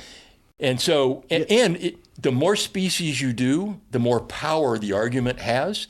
So we go, by the way, here we gave them dog, horse, and cat data. And they said, if you want more, we've got 40 other species that we can show you. And it's the same across all of these species. So it's a common way all of us heal, including marine mammals, birds, reptiles. We all heal the same way with this same little round stem cell. And whoever designed this beautiful system called the body and the fat that's in there, they put these cells in the fat, in and around the blood vessels, and they're there your whole life. So now and when you're 90, your stem cells in your fat, as long as you don't have something like a whole body cancer or leukemia, are a young cell. We treated a 94-year-old guy in our clinical study, our first clinical study, 94 years old, 92 when we treated him, 94 at the end of the study. His cells were like a 20-year-old. What were you treating him for other than just knee life? arthritis? It's like, you're just going to die soon because you're super old. So we're just you're being treated for life. Actually, no. Let's make you younger. This is an example of exactly the kind of people. So this guy's 92, and our orthopedic surgeon says, so we want to have Marty come meet with you, and he wants to talk to you about getting stem cells. And I said, man, our study design is really not like, ultra old people. This is not, but we'll Marty wants to come see. It's a fringe case. So I said, fine, hey, have him come over to the lab. You can see the lab and we can talk about this. So I'm expecting, like the medical ambulance pulls up and he goes out in his wheelchair so he can see me. He drives up in his Bentley himself. He gets out and he walks in, a little bit of a limp, and he goes, I run on the beach in Del Mar and I can't run anymore. If I sit on the couch, I'm going to die. I got to get in your study. Can I please get in your study? And we figured an exemption for him to get treated, and we were able to take a little bit of his fat. Mm-hmm. We then grow up a batch of stem cells for him. Now he's got them for the rest of his life. Anyway, at 92, he said, I want enough cells because I'm planning at least to be 100, so I need enough for the next 7-8 years if I need them, okay? Make me enough. So we build a bank of cells. They're his cells. Nice young cells, even though he's 92. And then when his doc is ready to inject his 2 knees, they just call us. We pull them out of the freezer. They sit in deep freeze. This, Remember Walt Disney was going to freeze his whole body? That doesn't actually work. I thought it was going to be just his head. Just his head. You're In right. the story I tell it was just his head, right?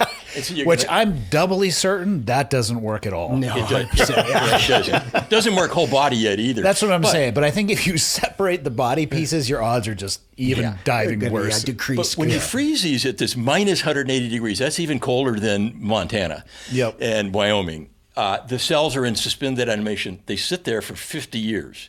So your lifetime, they'll be there. And then when you take them out, they thaw and they're reanimated and ready to go to work, ready to be deployed to use for what you want to use them for. So we were able to treat this guy. And that's kind of how, I got into it is I'm one of the first veterans that's going to go through treatment with him. I've already had my cells removed and they've built my cells and I get them injected into my pain points in April. So What if you have more? I've had stem cells one time at Ways to Wells down in Austin, Texas.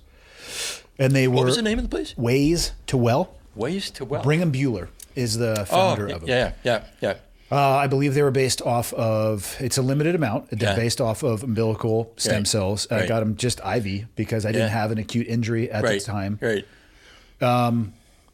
Do you guys treat in that same way, or is this all a targeted approach towards like whatever, the Both. rotator cuff? Okay. It's a great question. So again, those kind of things in the U.S. are not legal. People are doing it, and they hide, and FDA doesn't find them, or FTC if they make claims they find them. Bringham's not hiding. Right? Brigham is not hiding. I know. I'm surprised at the places, but again, FDA can't regulate it very well. Yeah. And part of the reason is, and we discussed this earlier, Doc, I'll let you hit up on this, is that if you're putting someone else's stem cells, let's say you want, Usain Bolt's stem cells, you're also taking whatever diseases he's prone to. Does that even work? Yeah.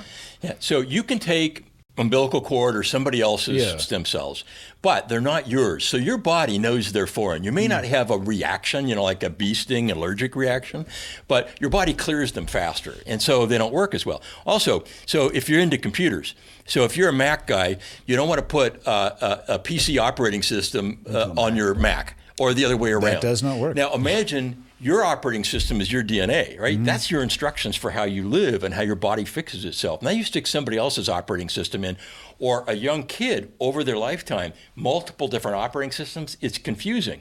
But also, you don't want somebody else's diseases. We're all pretty careful anymore, right? But before AIDS, we didn't know AIDS was there. All of a sudden, we found that virus. It's in blood banks and tens of thousands of people contaminated. Before COVID hit, we didn't know COVID was around, and all of a sudden it's there. Wuhan knew it was around. Fauci knew what AIDS was too. Happened to be working on that one too. Go figure. Yeah. What do you think that guy's doing with his days now? Living life happy as can be on a private island somewhere. Probably. With the rest of the weirdos on islands. But, if you have the choice, it would be great to use your own as long as they're potent and young and functional. As long as that latter stuff was true, yeah, for sure. You wouldn't. Yeah. Now, if you today had a car accident and you didn't have your cells stored and there were donor cells, you would use it just like you'd use blood, right? But if you're going for surgery that's elective, you might store your own blood just because you don't want to take that risk. And so, because these cells are still young and they're very potent and productive cells, why not bank your own and you've got them for your life? We don't need to ask FDA about banking. Just like cord blood, you can bank cord blood. Today's episode is brought to you by David, the industry leader in protein bars. There's two different types of bars I'm going to talk about today. First, there is the gold, which is actually in this gold wrapping. I have these in the studio. These are my go-to right after jiu-jitsu, in between episodes, or just when I want to get a high-protein snack. 28 grams of protein, 150 calories, 0 grams of sugar. So that equates to a 75% calorie from protein, the highest protein to calorie ratio of any leading bar on the market. Each of these bars has an indulgent, doughy texture, studded with satisfying chunks and airy crisps. I can attest to that. Chocolate chip cookie dough, peanut butter, chocolate chunks, salted peanut butter, fudge brownie, cinnamon roll, blueberry pie, red velvet, and cake batter. I've talked about this before. I often will use these at night if I have to satiate my sweet tooth, because I'd rather get the protein as opposed to just a bolus of sugar. They have a new bar, the Bronze Bar. 20 grams of protein, 150 calories, also 0 grams of sugar. This is a 53% CFP, or calories from protein ratio. Another industry-leading protein to calorie ratio. Each of the Bronze bars is going to have a smooth marshmallow base with flavored flavor-filled layering, airy crisp, and chocolate-flavored coating, providing a different taste and texture profile compared to the Hero Gold line. Cookie dough, caramel chocolate crunch, double chocolate crunch, peanut butter chocolate crunch, s'mores chocolate crunch. That's what you're going to be getting yourself with the Bronze Bar. Don't just take my word for it. Try it yourself. David is offering listeners a special deal. Buy 4 cartons and get the 5th free when you go to davidprotein.com/clearedhot. That's davidprotein.com/clearedhot. And if you prefer to shop in person, David is available at leading retailers nationwide, including Target, Walmart, Kroger, Wegmans, and The Vitamin Shop. Just check out their store locator and find a location near you. Back to the show. And you're able to replicate them as well? You don't have to ask the FDA it's the about use that? of them that then falls under FDA regulation. Okay, so that's where you cross the guardrail. It is. Okay. So let's talk about Wyoming for a moment, because this is an important one.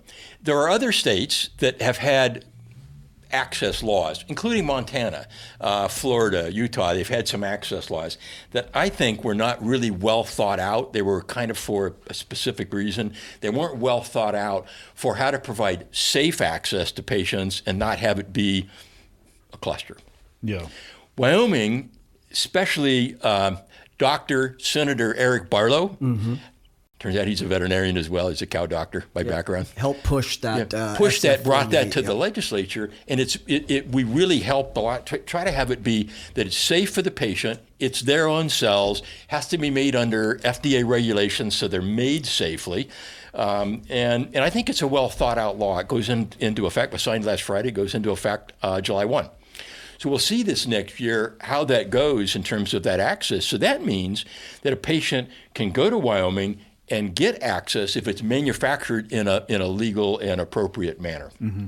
Which that's what we're doing at Hoskinson's Health Clinic in the near future as well. Yeah, So. and that's what we do. That's how you guys are, again, Yes, sir. tied together. Yep. Okay. Yeah, because we have a lab in San Diego that is an FDA-qualified lab. We do things all by the rules. We file with the FDA. At the same time, we're providing early access for patients that really need this. So we'll be able to provide those cells to the Hoskinson Clinic to be able to treat patients in Wyoming under the Wyoming law.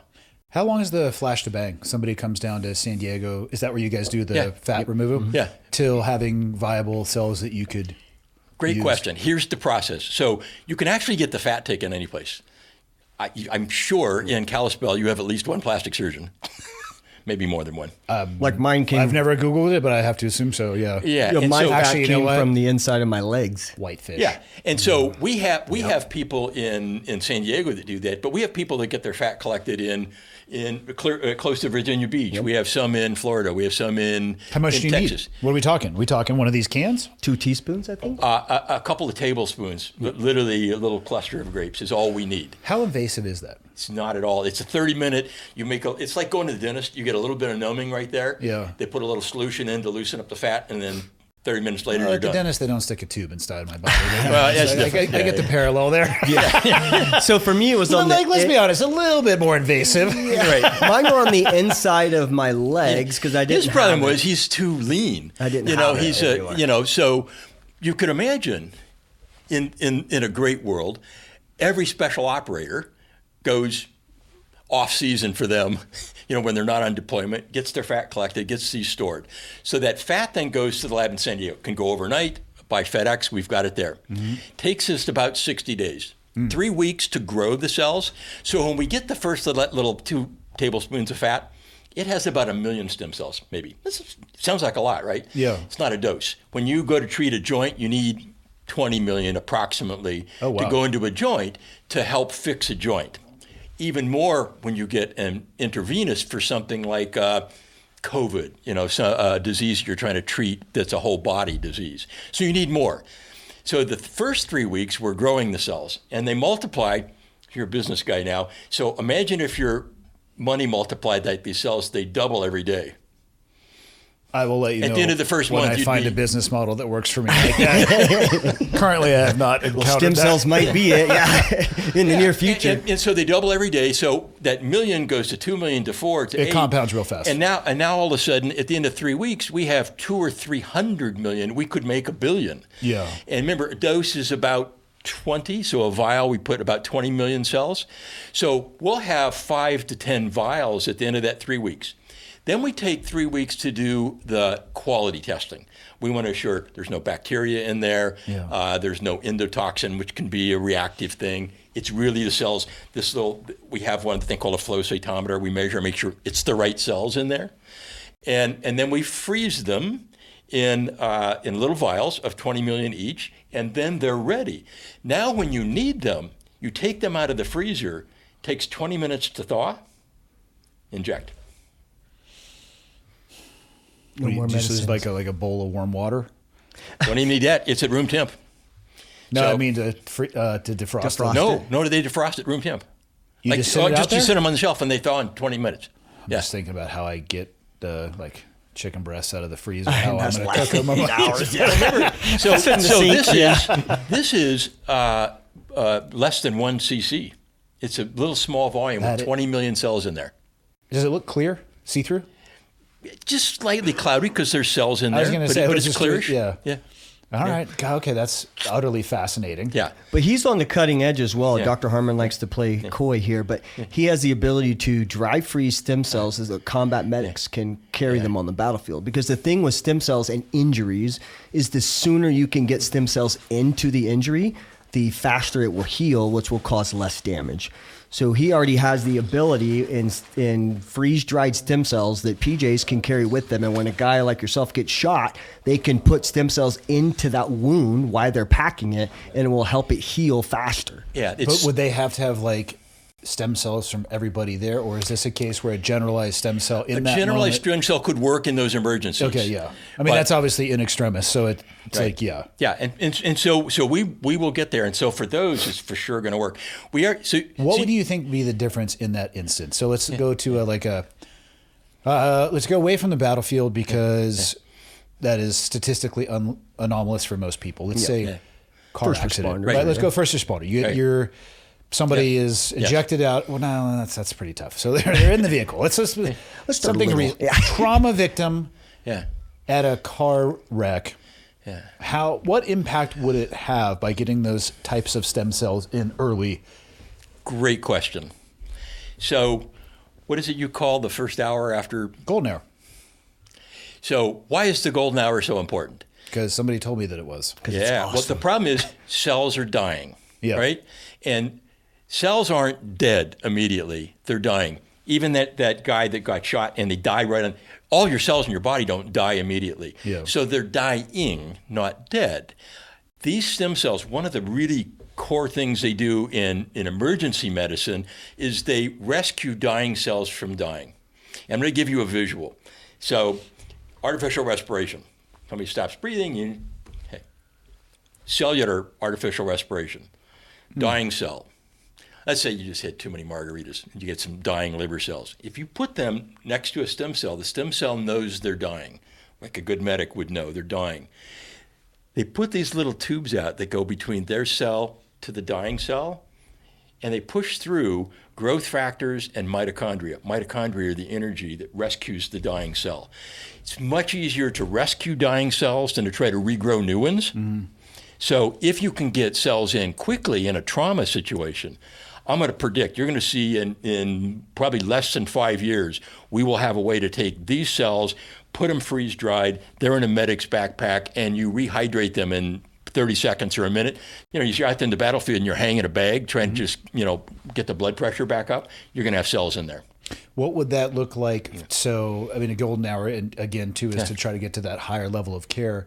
Yeah. Somebody gets the stem cells on the battlefield or a traumatic accident. Say we have two patients. Patient A is going straight to the hospital without that. Patient B is showing up to the hospital with that. What would that look like differently to the physician receiving them? So I'll give you the actual real data. We'll pick stroke now. Okay. Stroke is an emergency. It's the same as in a car accident. It's just now all of a sudden you don't have blood going to that part of the brain. The data is very clear, published data. The patient that got IV stem cells within 30 minutes or an hour of a stroke versus the one that didn't, half the cell death. Half. Reduction in half. So imagine you got a spotlight. Correct me if I'm wrong, a lot of that cell death is between the ears. Oh, yeah. Brain tissue. It's brain tissue Yeah, that's what I'm dying. saying. Okay, yeah. Same thing is true with a heart attack. You know, the problem in the heart attack, the reason you need to get the spot unblocked and that stent put in there so you get blood flow is because the cells are dying, not dead, dying. Yeah. And if you can get those cells in, so there's a huge amount of work going on in multiple companies to deliver these kind of cells for those things. But let's go away from acute for a minute, because what's the big problem? I'm guessing from looking at your physique, you're a health guy. You take care of yourself, try to eat right, you exercise, you run, you do things. I so deeply appreciate that compliment. None of it is true. It's just natural ability. My main jam recently is jiu-jitsu. I mean, that's probably my main physical activity, but I also live an active life. I mean, I hunt, I hike. I don't really like recreational hiking. I've hiked enough professionally. You hiked Yes, you have. So I've done enough. Like, hey guys, we're going to start over here. I'm like, what? Again? Did you say 11 clicks? Like a little closer. Also, what's this topography line? Son of a bitch. No, I live an active life for sure. And honestly, now I'm paying way more attention to my health than I was previously. I don't know why I just didn't necessarily. I don't think anybody young really thinks about their. You think you're immortal? Yeah. We truly think that. So I'm trying now, though. What's the epidemic in the U.S.? It's chronic diseases. Obesity. So there's a fact you're not going to believe. You're going to say, I made this up. So if you look at two people, both 50 years old. Yep. One has really bad osteoarthritis. One doesn't have osteoarthritis at all. The one that has really bad osteoarthritis, knees, hips, 50% higher death rate due to all causes than the person that doesn't have arthritis. Yeah, that checks out. People don't die from arthritis. Yeah, they do. They sit on the couch, they get fat, they eat a whole bunch, they get diabetes, they get heart disease, and they die. Yeah. So it's mobility. It's why these chronic diseases are so insidious. You don't think about it. But when you have a chronic disease that's keeping you from moving, the poor people that now have long COVID, people say there isn't such a thing. It's an absolute thing. It's not well defined. Now they just argue about whether it came from the vaccine or COVID itself, which I'm like, I don't have enough time in my life to go down this rabbit hole. Yeah. So all we need to do is figure out how we. But so treating patients that have these kinds of diseases is hugely important. And being able to take these cells and use them to address chronic disease. We're focused on orthopedics because we know a ton about that from the horses and the dogs. Yeah. But it works in, for sure, autoimmune diseases, other things. But you never know. And so if you have your cells stored, that's great. And so we're sitting around in December of 2019, January 2020. We're watching the news that everybody's watching the news. And this is like the bad joke of the priest and the Irishman that walk into the bar. And so this is the veterinarian and the orthopedist walk into the bar, and who's there? COVID. And so literally, I'm a veterinarian, but I've studied all this human medicine stuff for 35 years, and I know these cells really well. And my orthopedist is sitting across the table, and he says, Bob, every time I ask about a disease, you tell me, here's some data from vet. You must have data from vet on viral diseases and lung diseases. Sure enough, we do. We actually have some published data in horses and dogs. Turns out dogs get lung fibrosis and horses get bleeders that cause fibrosis in the lungs and bacterial infections. And we have data from stem cell treatment. So we packaged up our data, we wrote a rationale paper, we rushed and submitted it to the FDA, and they gave us approval to treat patients in the ICU that were dying from COVID. Everybody was rushing, trying to find something, right? Nobody knew what to do. And so, so these are patients in the ICU, part of them on ventilators, and half of them are going to die. Anyway, they've already tried other things and they're getting worse. It's the only reason we get to treat them as part of a FDA clinical trial. I go, wow, this is not a very fun clinical trial for a veterinarian who doesn't do acute trauma.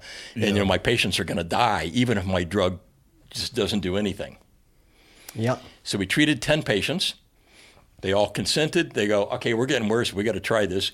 We gave them 3 doses IV, like you got that stem cells. These weren't their cells. They were donor cells. That's why I'm going to talk about donor cells a bit. These were donor cells because they didn't have 60 days to wait. I was going to say they didn't have the flash to bang time to wait at all. And so this doctor at University of California, San Francisco, the big hospital in Fresno, where all the farm workers were dying because they were getting heavy exposures. And he says, okay, we're going to treat these, but let's treat them with 3 doses pretty fast, like a day apart, because we don't have very much time. And if it's going to work, it's going to work. And if it's not, we'll know. Yeah. You want to guess the punchline? No. I'm not good at guessing. Me neither. You can't make this stuff up. I now have the final report from the study. We partnered with another biotech company because I didn't want really didn't want to be in the acute ICU treating business. So we worked with another group, but this was our protocol, our cells that we had already manufactured from donors for another purpose, for cancer actually, for another purpose. We treated those 10 patients. Within 2 weeks of treatment, all 10 patients went home off oxygen. Why isn't that national news? Because COVID went away. And everybody FDA moved doesn't on with want life. them to know. Yeah, but COVID went away, but things like COVID didn't go away. They didn't, which is why we're now moving away from orthopedics and what we're doing into treating diseases that you give whole body systemic treatment. But think about what the problem with COVID was. You probably heard everybody talk about cytokine storm. Just means the body has massive inflammation because it's responding to the virus. Yeah. So let me tell you the things that these kinds of stem cells, not magic, this is what the stem cells do for a living. Number one, they turn off inflammation. So they're like an anti-inflammatory drug. They show up in like their backpack full of all these drugs. If there's inflammation, they make anti-inflammatory drugs. They make a morphine-like pain drug. If you have pain, when you don't need it anymore, it goes away. No side effects. So it does those two things. It makes antibacterial and antiviral peptides naturally to fight those. It fixes the inside of blood vessels that get damaged. And this is all the same dose. This isn't like like a different product. This is all in one of these vials you're talking about. Yeah, and so you go, it does all these things. This is snake oil. No, it's how we heal ourselves every day. You cut your hand, you're in the kitchen, you cut your hand, what happens? It bleeds for a little bit, the platelets clot it, and then you watch it, and over a couple of weeks it heals. Yeah, it's your own stem cells. If you were 6 years old, you could almost watch it heal. Little kids heal because they have more stem cells in their tissue than we do as older. Somebody really old, they get a fracture, they don't have as many stem cells. All we're trying to do is to harvest these from the patient, multiply them, give them a whole basket full of troops that they can do a troop surge if they want, and then freeze them so they can use them. This is not actually really more complicated than that. It's not rocket People science, make it sound like this is some brand new, complicated, newfangled kind of technology. All we're doing is harnessing natural healing. I want to go back a second to the COVID time period because I'm still can't wrap my head around. Yeah. Why didn't it become big news? Yes. Ivermectin with stem cells would have been Well, the cure. First off, ivermectin is just a horse dewormer. I don't know if you know that. It didn't win the Nobel Prize for anything. Exactly, yeah. You and honestly, I have heard highly intelligent people arguing to the death on both sides of that. And I don't think, and they always, they point at Joe, like Joe is trying to tell people to take horse dewormer. It's like, I think it does that too. Right. Yeah. But also some other, whatever. And again, I'm not a doctor, so I didn't invest myself in that deeply. Right. But Yeah. Percentages like 0 or 100 always freak me out a little bit. But what you're talking about is 100% success rate at a time period, though, where nothing else was producing that. So how was that not national news? Right.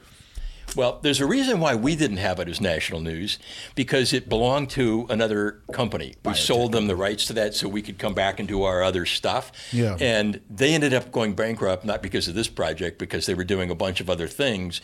And so we were sort of prevented from that. I just got the report finally, and so it's usable data for us to go back and start thinking about. Because think about the same cell that we used to treat these kinds of patients that were seriously debilitated with acute lung disease. Now they have chronic lung disease. And I'm not going to argue which ones were vaccine, which ones were virus. It exists now. It actually doesn't matter to the poor patient. They go, well, for whatever, I still have this problem. Can it be treated? So I'm very interested to see how we treat that. But the most interesting one relative to your world is traumatic brain injury. I was going to ask you another question before we get into that. Yeah. How do the stem cells know to only regenerate or grow? What they're supposed to. How does you encounter cancer, right? How does it know to not grow that or even attack it? Because I do hear people talk, I don't want to get a generalized one or even necessarily a local, because what else may it be impacting? And I'm like, that's a good question for somebody who has a much larger IQ than myself. Yeah, I mean, I don't want cancer. It's not IQ, it's just studying that part of, what cells do. But so it goes back to, the story about the thermos. So, I don't think I've ever heard a story about a thermos, but tell me more. When you put hot water in there and close it, it keeps it hot. When you put cold water in there and close it, keeps it cold. How does it know how to do that?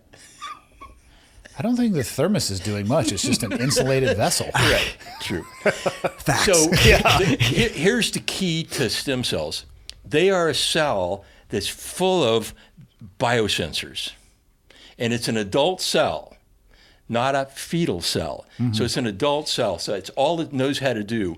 They are regulated, and they know when to start, when to stop, what to produce, and what not, because they've got the DNA, your DNA, that tells it, for this body, I can sense what's going on around me. And when they're growing and they're repairing something, the DNA instructions in there, their standard operating procedure is they only go to here and then they stop. Adult stem cells never, ever, ever, ever, ever have been shown to turn into cancers. What do they do when they encounter cancer? It's an even more interesting question that's not a solution yet, not a full solution. So these cells make blood vessels. So if you have a heart attack and I inject some in, or I don't even inject them in, cells will come racing there because they make blood vessels in response to lack of oxygen. Okay. Hold your nose long enough, your cells go, oh, crap. And I need to make this little compound called VEGF that makes new blood vessels. So now if you have a place that you need more blood vessels, it'll know that.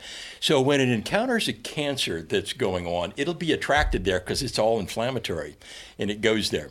There was an original argument, hey, it might make the cancer worse. Would it? Mm-hmm. Not turn into cancer, but make it worse? Turns out with the latest data, that's not even true, that these cells are trying to be a body healing cell and block that. They're not a treatment for cancer for sure. Yeah. Yet. We don't know how to instruct them to do that. So now kind of it recognizes it, but doesn't really, almost discards it because it doesn't know what to do? Okay. Now, there is some talk about using electrical impulses to direct them because electricity runs through us already. I don't know how far they are with that. But no, it'll be interesting to see. You had, I think, on a prior podcast, did you have the good Dr. Reardon come visit with you? Dr. Reardon. From Panama? Or did he maybe he was on another podcast? I think that was Joe. He might have been on Joe's podcast. Panama. Yeah. So that's the Panama, one of the Panama clinics. And Dr. Reardon, if you read his book, he would tell you that he learned about these kinds of stem cells from a veterinarian in California, and we met, became good friends, and the whole story of that. So what is his Panama clinic using? Are they still going with blood spun or marrow? They did everything exactly like we do now. They were doing stem cells from fat, and he made a switch over, and you'll have to ask him the why, but he made a switch over to using cells from placentas that you could grow. Same thing, grown up cells, not from cord blood, but grown cells. And they're donor cells. Okay. But the proof's been in the pudding for over a decade now. You see these NFL players get injured, some of them, 10 years ago, career-ending injuries. Yeah. And what do? They go down across the south of the border, get injuries, and or get stem cells like Aaron Rodgers and Kirk Cousins with these Achilles tendons, and they're healed in a record time and back on the field. Yeah, it's even longer than that, Billy. It's been back away. So I was giving a lecture. Their own stem cells. I was giving a lecture to a group of veterinarians at the LA Fitness Center, the big center that's right now where everybody goes to, including the big guy. NFL players. The big guy. Oh, yeah. Shaquille.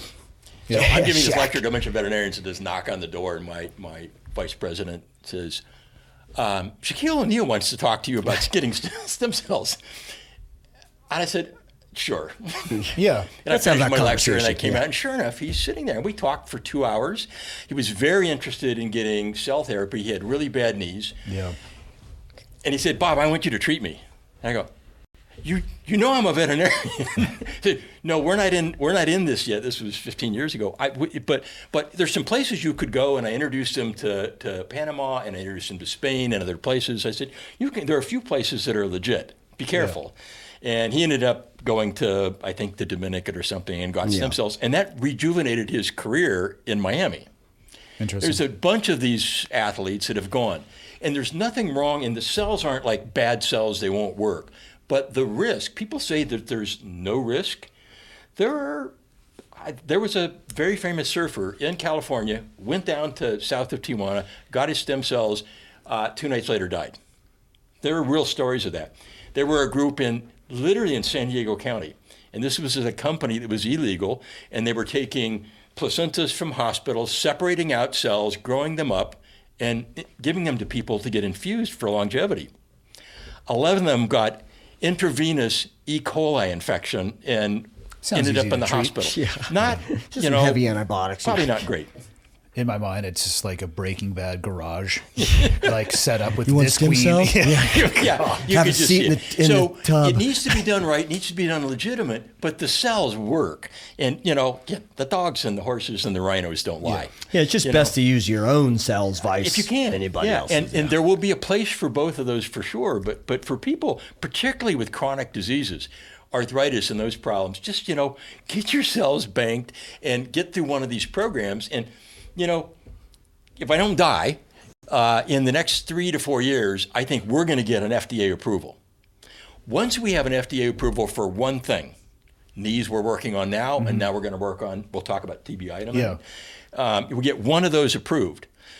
Your doctor can then prescribe, again, this sounds silly, he's going to prescribe your own stem cells through a situation like this where you can get them multiplied and turned into a pharmaceutical grade product for anything that the doctor believes is legit. If you go to your medicine cabinet, again, you're a healthy young guy, you probably don't have a lot of stuff in there. I'm not that young. But if you look at it on the label and actually read it, it's not at all for what you're being treated for with that.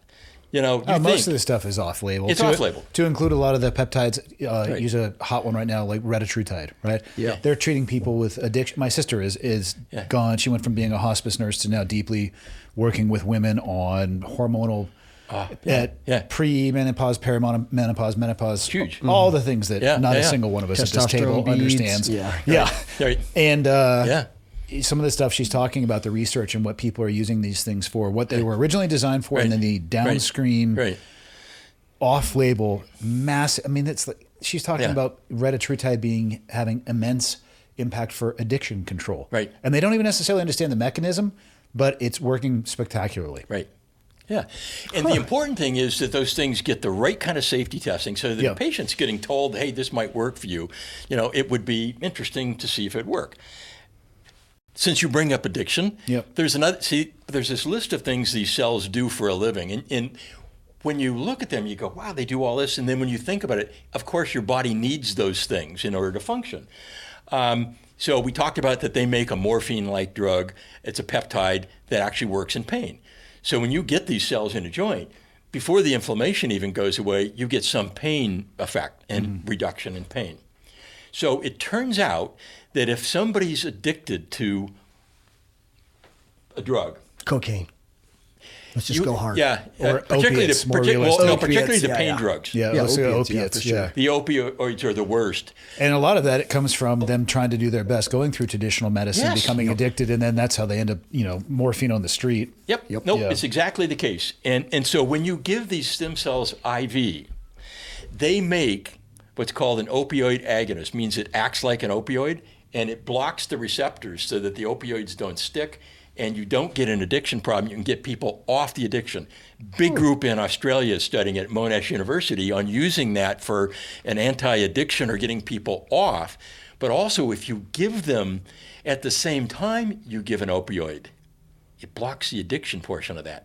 So now picture, so you're laying on the battlefield, your medic's going to stick you with some Fentanyl lollipop. something in there. And let you go to town. And at the same time, hangs your bag of cells. So then when you're done and you don't need that anymore, the addiction, you've at least partially prevented that. So In it's another addition thing to we're all gonna the use things you were these- talking about, preventing the cells from dying. And the other injury. Yep.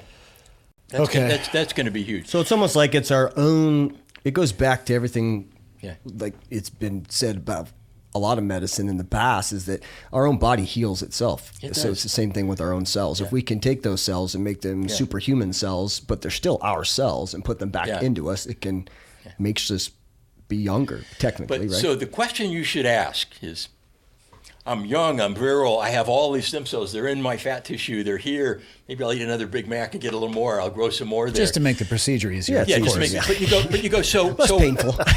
why aren't my stem cells fixing everything? Why do I have any problems? Why do I have arthritis? Why did that trauma, why didn't it get fixed? there's a couple of really interesting answers to that. One is, so the body tries to fix itself, but only for a certain period of time. And after that period of time, it says, I'm just going to put a patch on here. So this is, whether you believe in evolution or not in evolution, in the old days, you're going to get eaten if you can't get up and move. So the body and each organ's different, you got maybe 1 to 2 weeks. So like if you tear a hamstring, and you're hiking, you're going hunting, you tear a hamstring, you got about 2 weeks. At the end of 2 weeks, the body goes, that's enough, and I'm going to make scar tissue. Patches it, but it's not your friend. That's where it's going to rip and tear next time, or it impedes you from your performance being optimal performance. And so the body, this sense, says that's enough. The other way you can look at this, so when there's a battle, you send in normal troops, and they're trying to clean up. Sometimes it becomes a mess, sometimes it's a cluster, and it gets sort of static. You're not making any progress. You remember all the discussion of the troop surge and why that worked. Think of this as kind of like when you take these cells out and you multiply them, you're making some special ops cells. You really are. That can do a lot of things. And now you're going to parachute them in to your elbow that has this injury, or to a liver, or a place where you've got a problem, and it's going to be able to overwhelm the system and get it back into a healing mode. It turns a joint back into being, if you're into using various kinds of peptides, anabolic, meaning it's regrowing, versus catabolic, it's breaking down. It turns your joint back anabolic, and it starts to fix itself. It's true patient heal thyself, but all we're trying to do is to provide a way to jumpstart that. Isn't that more complicated than that? We have the ability to heal. And the old deal in the ancient times where the physicians just needed to keep the patient occupied for long enough for the body to heal itself. Oh, yeah. And don't do something wrong. Don't do harm. That was the old saying. Above all else, don't do harm. Don't do harm while you're trying to fix it. But this is now a tool, and it's not going to replace common medicine. It's going to replace some medicines for sure. It's not going to replace all surgeries. Works really well with other surgeries. The one I really want to see that we haven't done yet is Tommy John surgery, if you're a baseball fan. Yeah. Those take a year to heal. So I'm going to give you a Green Beret story. I don't want to insult you guys, right? I love Green Berets. Okay, Yeah. Great. Well, I'll talk about Green Berets. They're good guys. So one of my veterinary clients was a Ranger Green Beret, got out, went back to veterinary school, became a veterinarian, and then he came to visit me and he said, so you have to have really good diagnostics, and I need stem cells, and I need rehab, PT, good PT.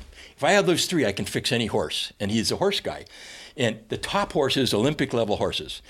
And he did a series of 87 that he published where he controlled the diagnostics. He had horse MRI. Literally big enough you can get a horse leg in there. You can so you can diagnose it properly. If you can't diagnose it, you can't treat it. Then he harvested a little fat off the butt of a horse. It's the same way we do it in people. You get it off your front usually, or your flank. Made the cells, treated, and then his wife was a rehabber, so she had a rehab stable, and they went back so we could control and have good rehab. We don't always follow directions, right, as patients. And so he controlled all of that. Nearly 90% recovery. And recovery and success for him was they had to be back at their level they were at before. Operational level. For a year. It's a huge ask. Yeah, that year is a huge ask. I can see. So now they're jumpers. For an instant. Yeah, these are jumpers and steeplechasers and racehorses, those level of kinds of horses. And so he proved if you could do that, you can diagnose it properly, you get the treatment in there, and then you follow the instructions and do good rehab. It's not magic. If you just sit on the couch, if you have a bad knee and you sit on the couch, it'll make your knee feel better. But if you don't get up and move and you don't stop eating too many Big Macs and all the sugar and the body inflammation, it doesn't work as well. So if we learn that, we learn that from the animals. Yeah. All right, TBI. How does this tie into TBI? So one thing's traumatic brain injury is an acute event, and then it's sort of over. Same thing if you really badly injure your knee, and then you kind of take the pain meds and you rehab, and then you think it's kind of over. It's not over. It's smoldering in there. So you hear about CTE, the effects of long-term after traumatic brain injury. It's because you've had multiple acute injuries that have now caused the brain to be on fire. So if you just picture my brain in little flames and smoke coming out and it's smoldering, and you don't feel it because it's not pain in the brain like it is in the knee. In the knee, you feel it and it's getting worse, and you either put up with it or you go see somebody. You're taking anti-inflammatories. But in the brain, it's more insidious, so you don't know. You notice things, right? If you don't have it yourself, you've got colleagues that have that, and you can tell in them those effects. And if you have more and more injuries, you have more and more of that inflammation in the brain. It's just brain on fire. So you go, okay, do I have to then, if these cells make anti-inflammatories, right? Helps cells from dying. Yep, good, checkbox, good for us as well. So you go, okay, so how do I get them in there? I'm not sure I want to drill a hole in my skull and inject cells in there. I'm thinking through the eyeball. No, it's like cocaine. turns out you can sniff them, which is actually could be true. It could be. We'll talk about that, but it might really be true. In rodents, it is true. I was just going to guess you did IV, and it passes through the blood-brain barrier. So a lot of things in science, we're trying to answer a question. But if we don't have the right question, then the answer doesn't actually really tell us what's going on. So if the question is, how do we get cells into the brain? We're trying to solve a problem that maybe doesn't need to be solved. Do they need to get into the brain, actually into the brain tissue? And some of them do from IV, especially if you have an acute injury. So, you're a skier? Snowboard. Oh, God. And so snowboarder, and you smack the tree, right? I try not to, but yeah. For the next week, your brain barrier is disrupted, and you're going to have actually a little brain swelling. So it's real. So it's disrupted that. And so cells can get in there faster, and some of them do go there. But here's the interesting, there's another piece of science you can win a bourbon at the bar. On the inside of blood vessels in organs that are inflamed, doesn't matter whether it's your knee, your liver, or your brain, there's little receptors in there. It's like Velcro. And when there's inflammation, those little receptors pop up. It's the reason they pop up, because as the stem cells come floating by on the freeway, they have a matching receptor and they will stick. When they stick, you remember, these are drug factories.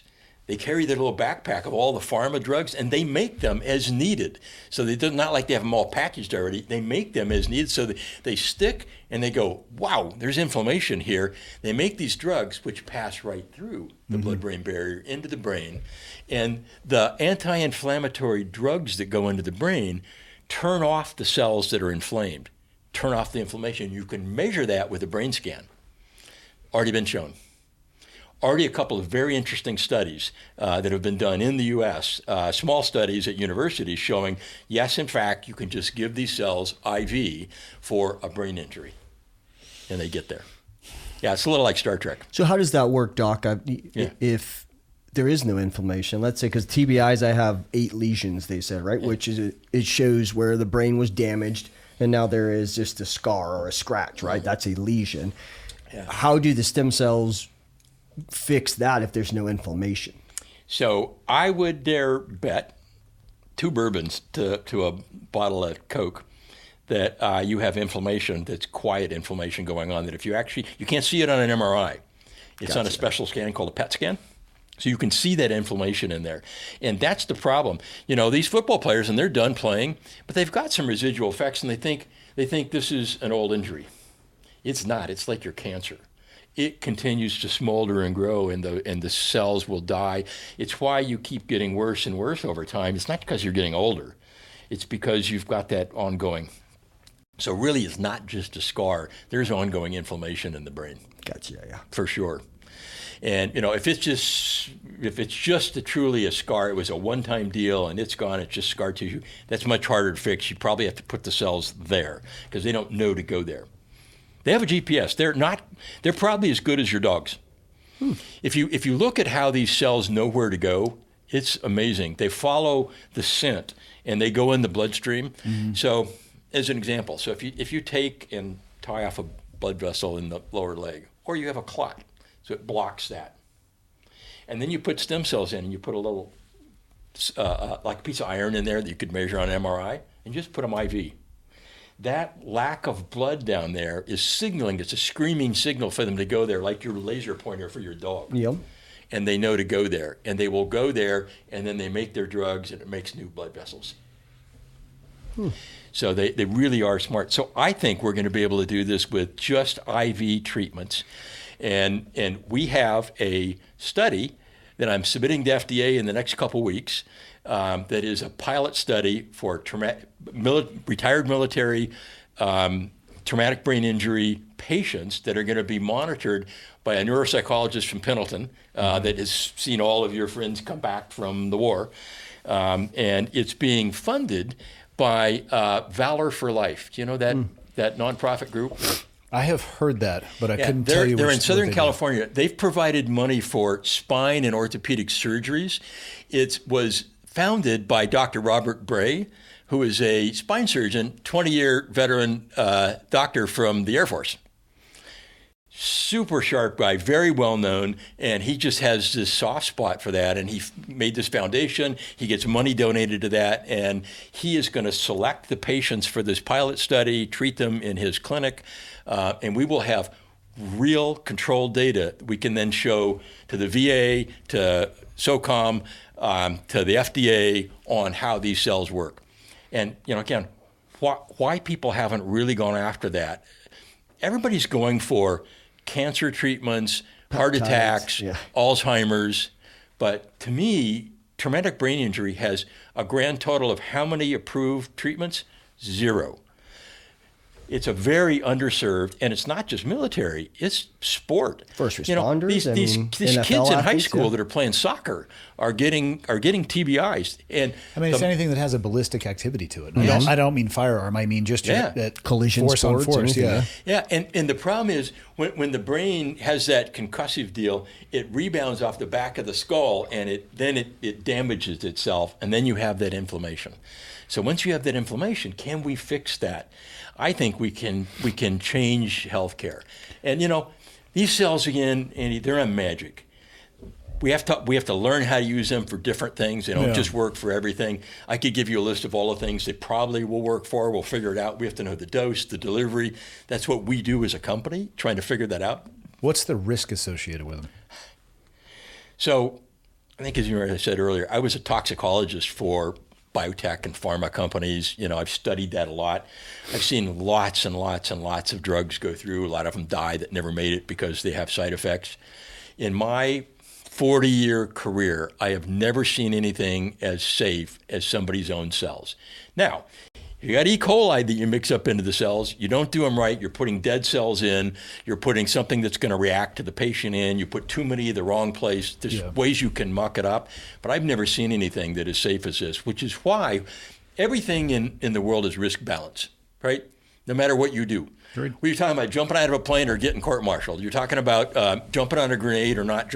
Everything is risk-reward.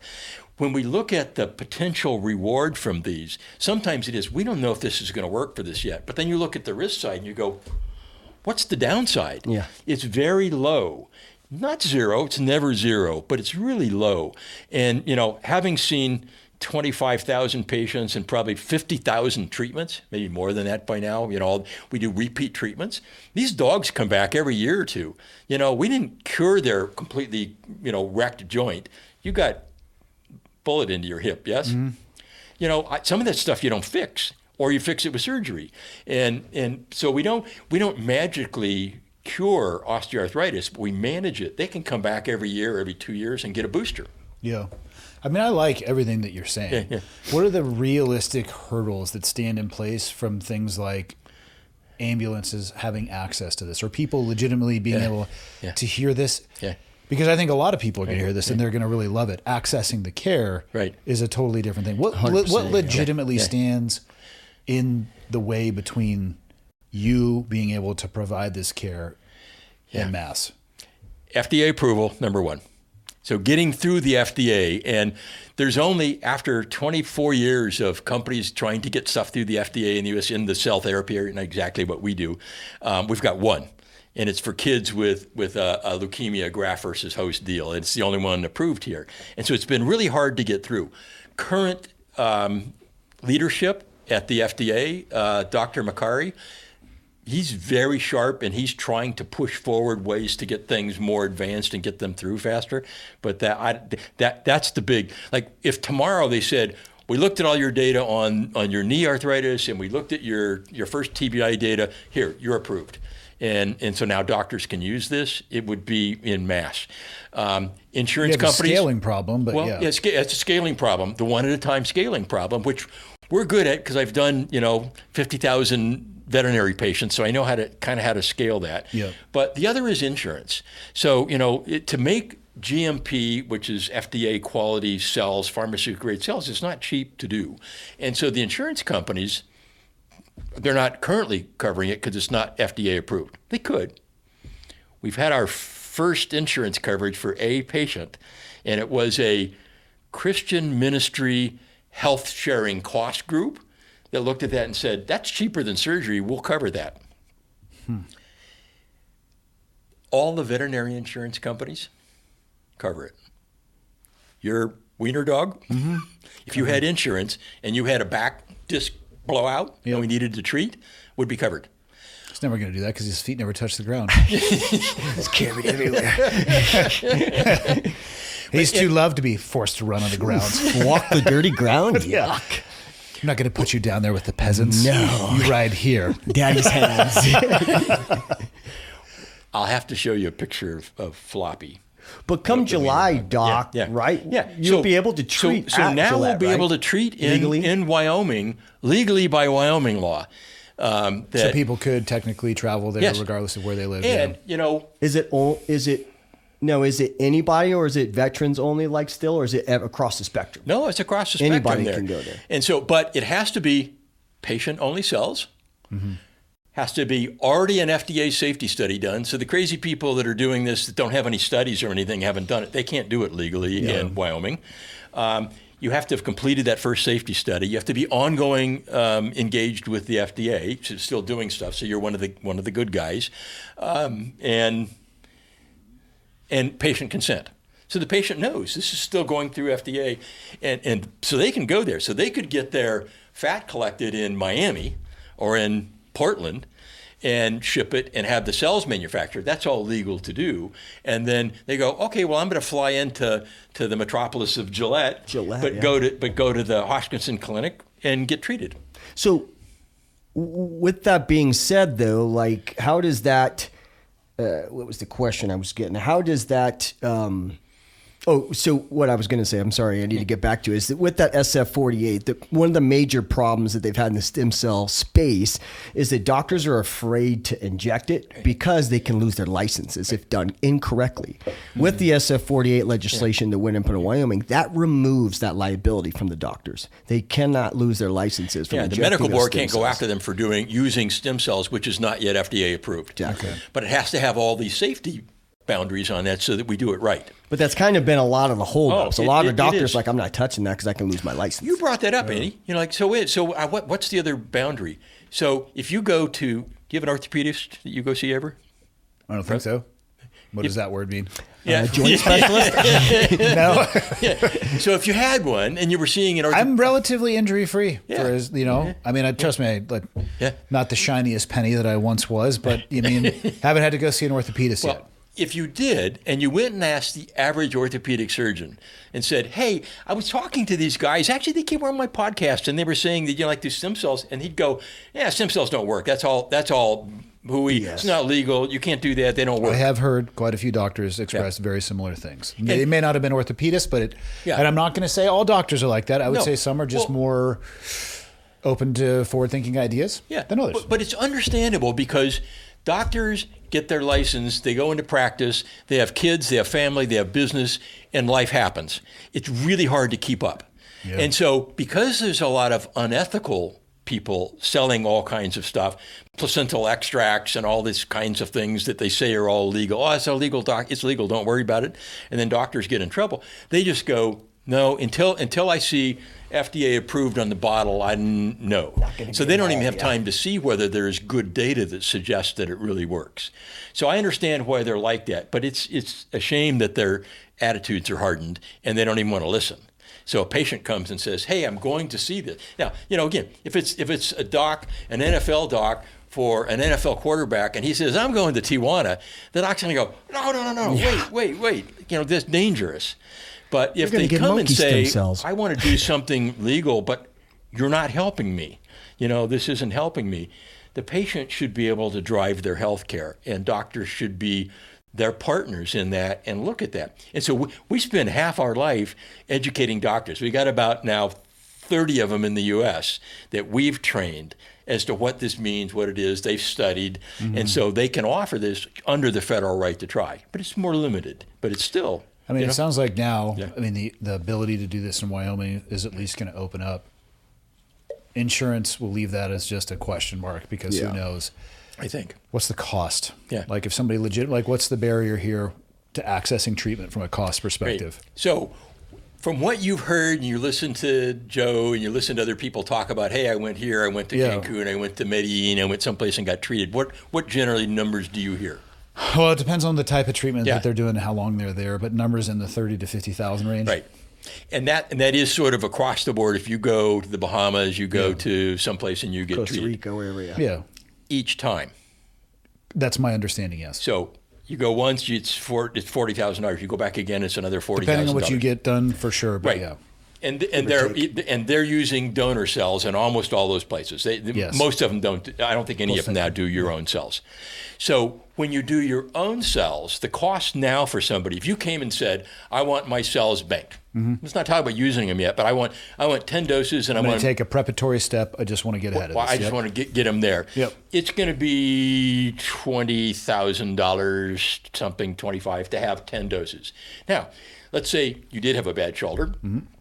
And you got your shoulder treated. So you used one dose, or maybe it's 2 doses, depending on what the problem is, and you get those treated. And so the doctor's going to charge you to inject $1,500 or something. Now you come back in a year, now you got the other shoulder, because you switched arms, and you're hunting, and now you switched arms, and now you got the other shoulder's bad. It's $1,500. Yeah. So the use over time, once you've got your bank bill, it's the upfront. I see what you're saying. The cost becomes way less for each time you do it. Insurance will, when they figure this out, cover it, I think, before FDA approves it. There's no link between those except for they wait because they don't have to cover it. But if they look at it and go, wait a minute, so Billy's going to have his knee replaced. That's $50,000 in rehab time and possibility of some adverse. It's $50,000 if you use insurance. Yeah. If you go to talk to the doctor and offer cash, suddenly it becomes way less than $50,000. Yeah. Way less. And it's because all the beaks that are in the trough, as that's they what I'm say. saying. It's like, I don't know if insurance covering this is a good idea because I'm not completely convinced they're in the patient care model. No, they're not. They're in the profit model. Yeah, 100%. They're the downfall of our medical system as it is. Let's say a part of it. Let's say a part of it. Yeah, a part of it. Causality is a bastard. Yes, there's quite a few other things. So for somebody who says, I'm 50. This is my next 50 years worth. And you want to have that. You get one collection one time, and then you never get collected again. We keep back what we call those seed lots, and that seed lot, it's like keeping sourdough starter in the refrigerator. So you could do more if you needed. I can make more, so I don't have to come back and do in their collection. Now, another one of the most common statements we have when we say, "Well, we only need 2 tablespoons," they go, "Can't you just take more, please?" Just play. That's an additional charge. I'm sure they could do that while there. Yes. Yes, you That could. is not the service we're offering. However, talk to the Right. If you're going to be at a plastic surgeon, again, I'm not going to tell people how to Ask live your their insurance life. company, Right. Will they cover that? Yeah. Right. And so will we start using this eventually for really preventive care? My master's is in preventive veterinary medicine. And look, we don't do a very good job in veterinary or in human with truly preventive stuff. Preventive means vaccine. That's a little part. Preventive is a whole lot of things. But if we start saying, well, I'm breaking down a little bit each year. You look at the amount of muscle you lose, the kind of things that happens when you age. Can we reverse aging? Biohacking is everybody trying to figure anti-aging and how to live to be 120, and that's where it's all headed. Every day you break down a little bit. It's not a long jump to think if you on some regular basis got intravenous stem cells, would it slow that process by fixing things that are starting to break down? Using it in an athlete which we have, like in racehorses. So after a race, if you look, when you run, I know you run. I don't run at all. That's That's why I learned how to fight. Yeah. Why run when you know how to when you can fight? fight. That's true. Yeah. Never So, thought of that. so Billy runs. What happens at the end of your run? And you come back and you sit down. And the next morning, you're sore. Yeah. Why are you sore? Because we broke down some muscle. It's the same thing in like a hard jiu-jitsu round or going to the gym. Yeah. Yeah, hard It's lifting. exactly Yeah. the same. Why do we heavy lift? To break some muscles so Yeah, that we so it builds rebuild back bigger, them. yeah. If you were and the stem cells are doing the rebuilding. There's lots of stem cells in muscle and in and around the blood vessels and everything. It's trying to rebuild all the time. When you overdo it and then you have an overuse injury, it couldn't keep up. But if we had a way to do that and routinely treat, I think that will be there. Everybody's looking for the fountain of youth. Yeah. Yeah. But this is just using your own cells, and you could do them repeatedly with safety. Would that help us with this Longevity. aging and longevity and slow things down? I think so. And the other big area I'm interested in is in general body inflammation. You know, if you eat right and you don't do a lot of carbs and sugar, you have less inflammation. But everybody's got some. Unfortunately, what is Michael? Pull up the stat for current obesity in the United States. I think it's 60%. So we're losing it's that. high. And that's what there's preventative Yes. medicine and proactive Yes. steps as well. Don't, like the data is back. If you allow yourself to become obese, there is absolutely no positive health consequence from that. Right. Yeah, what do we got here? 40 to 43% with recent data indicating that over 100 million U.S. adults are affected. What's real interesting is if they held it to the standards from like the 1980s, Yeah, I think they changed that number drastically. If you look at goes the up. first rate, it says 70% of the entire population is overweight. Yeah. And if you look at the number of them, if you just look at the inflammatory markers, and it's really just your regular LabCorp test, C-reactive protein tells you how much inflammation you have. People don't even look at that, but everybody's inflamed. Yeah. Inflammation causes ongoing damage. Stem cells try to turn off inflammation. So we've got a tool now that I think will be our friend. And that's why we thought in COVID, you got this massive inflammatory reaction to the virus. Can we dampen that a little bit? Yeah. And the cells dampened that, turned it down, and helped the patient. So I think it's going to be our tool. I could make all kinds of projections what it will look like. 10 years from now. But or, there's so much data, coming out in all kinds of trials across the diseases. If you look at all the autoimmune diseases, which they're rampant. Again, What about like Alzheimer's? Why did all that happen? We've done Alzheimer's work in mice with a group at Washington University, and so is it going to help there? Turn off that inflammation in the brain. What's that trigger? And chronic inflammation also triggers cancer. Yeah. That chronic bowel inflammation for a long period of time then eventually turns into a cancer. Pull-ups in the cancer cells, and then I said stem cells don't work directly. People think about stem cells for cancer because kids that get leukemia get their bone marrow radiated, kills all of their stem cells. Then you repopulate with stem cells. It doesn't really treat, but this is a very interesting use of these. So cells go to inflammation, right? Tumors are inflammatory, right? Stem cells probably will go there. They don't treat cancer. What if we gave a payload to the stem cells? You guys should do that. There's a company in San Diego, and we already make cells for them for their human stuff. We made cells for them to do that. There's these little viruses called oncolytic viruses, cancer-killing viruses that causes cells to die. And if you take them and you just inject them into a tumor, it will kill some of the cancer. The body's really good at getting rid of viruses. It doesn't work that well. If you take these viruses and you put them in a little dish with these stem cells, the stem cells suck them up, and they start multiplying. They freeze it. Okay, now we got it. Now take them and inject them later into a tumor or even into the bloodstream. it's going to destroy it. They're like a Trojan horse. They go zipping to the tumor, they stay there, and about that time the viruses break out of the cell and kill the tumor. There's a phase 2 study going on at City of Hope in brain tumor right now. Exactly that technology, using exactly the cells that we make for this company.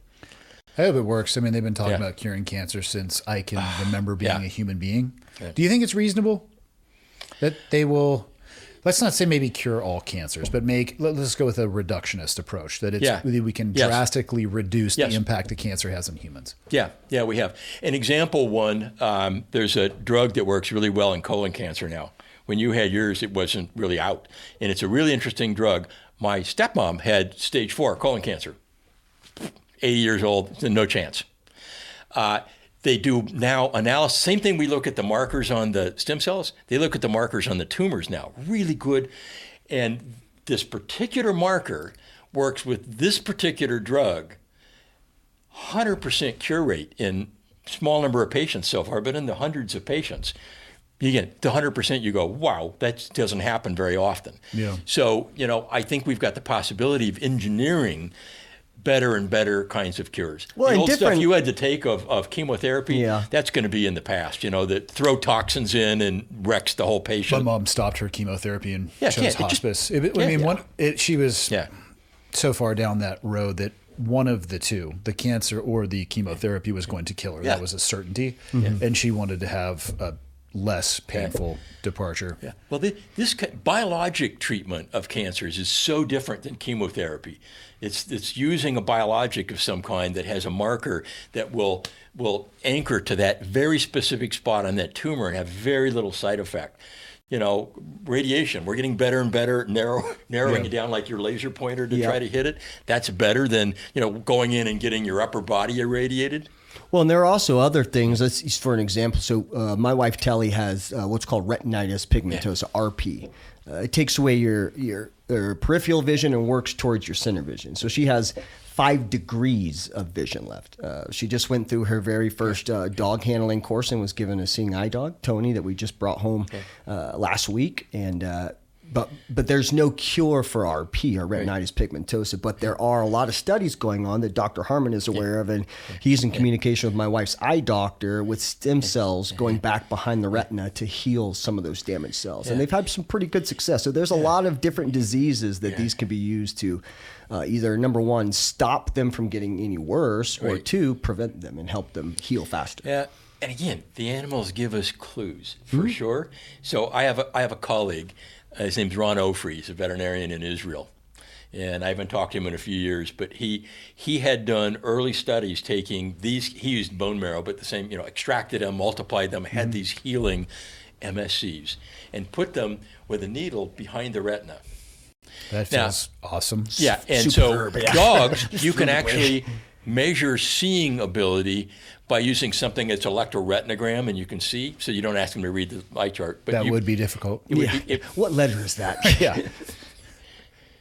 We should talk about hearing in sea lions too Yeah, sometime. we That's a can. different. That's a He's different got a story. good one there too. Let me ask you this. But it really did work. So you go, okay, can we fix those cells that are in the retina that are really hard to regrow that we thought you couldn't? Same thing for hearing. So we now know that the little hair cells they talk about, once they go away, and you guys, with too many bombs, too many shooting ranges, you lose those. Oh, they're never going to regrow. We now have some data that says if you could get the stem cells in there next to where those little hair cells are growing, they can regrow, and you can get hearing back. What do you think countries that are not bounded by the FDA are doing with this type of stuff? So there's 2 kind of countries. I'll give examples. Japan and South Korea are doing spectacular work, and they're ahead of us. They already have some of this stuff approved, and they did really good data. China, on the other hand, That's kind of what I was thinking. Yeah. when I asked yeah. that Where are question. they at right now? they're Where's not their bounded, population double? and there's some good stuff being done. Yeah. So I think I mean, trust me, they're going to break through some new territory for are, sure, but I because they just don't don't wait. know. Yeah, I don't know At where what that leaves cost? our species. Yeah, at what cost? Yeah. Yeah. So in the middle of COVID, so again, here's the veterinarian and the orthopedist sitting there. What are we going to do with COVID? I wonder if anybody's doing anything like this. And we're searching the internet. We found 2 guys in China, 2 doctors, below the radar, from the politics stuff. And Dr. Rogers and I are on Zoom calls in the middle of the night so that we could talk to them. They were about 3 months ahead of us in treating patients with stem cells that had COVID. Yeah. And then I found another one in Madrid, and they were a month ahead of us, and they already got their first data. So I could see. So there's good things going on around the world. But, if they're not bounded by any patient worries and ethics, there's going to be some bad stuff happen. And there certainly has been. Yeah, which could, put a damper on the current Yeah. processes Yeah. and Yeah. wins that we're currently having in the medical field with stem cells, because some of the bad stuff that's going on as well. So There's another interesting thing that probably is relevant to the world you guys lived in. radiation is probably not a good thing, right, in general. Rather not be around that, not so good. Turns out these cells are very radio resistant. So if you put them, like in a radiation exposure area, the stem cells are the toughest and the ones to last the longest.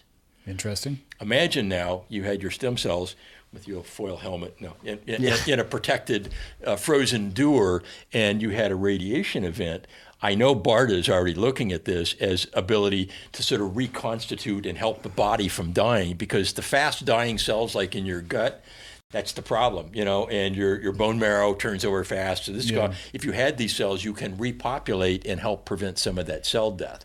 So they're going to be a useful tool for us, I think. Which we did see a lot of guys getting in the special operations community were getting brain tumors as well. When SOCOM did that study, as well as the cancer, when they were finding out that our emitters and the guys that had their emitters with their antennas routed on their back, like I did myself, was probably getting a lot of radio waves and radiation from that as well. And plus the jammers in the trucks that we're driving, right? Like sitting above our head, just going off like crazy. I can't think of many things that we were exposed to that are likely going to be put into the category of health extension or health positive. I agree 100% on that one. Yes, sir. Yeah, and you see the cancer incidence in dogs in the U.S., highly measured and easily tracked, is almost identical to people. You go, wow, I wonder why that is. They live in the exact same environment as us, yes, they except they're also a little bit dirtier than us. They're living in the dust on the floor and the exposure to stuff.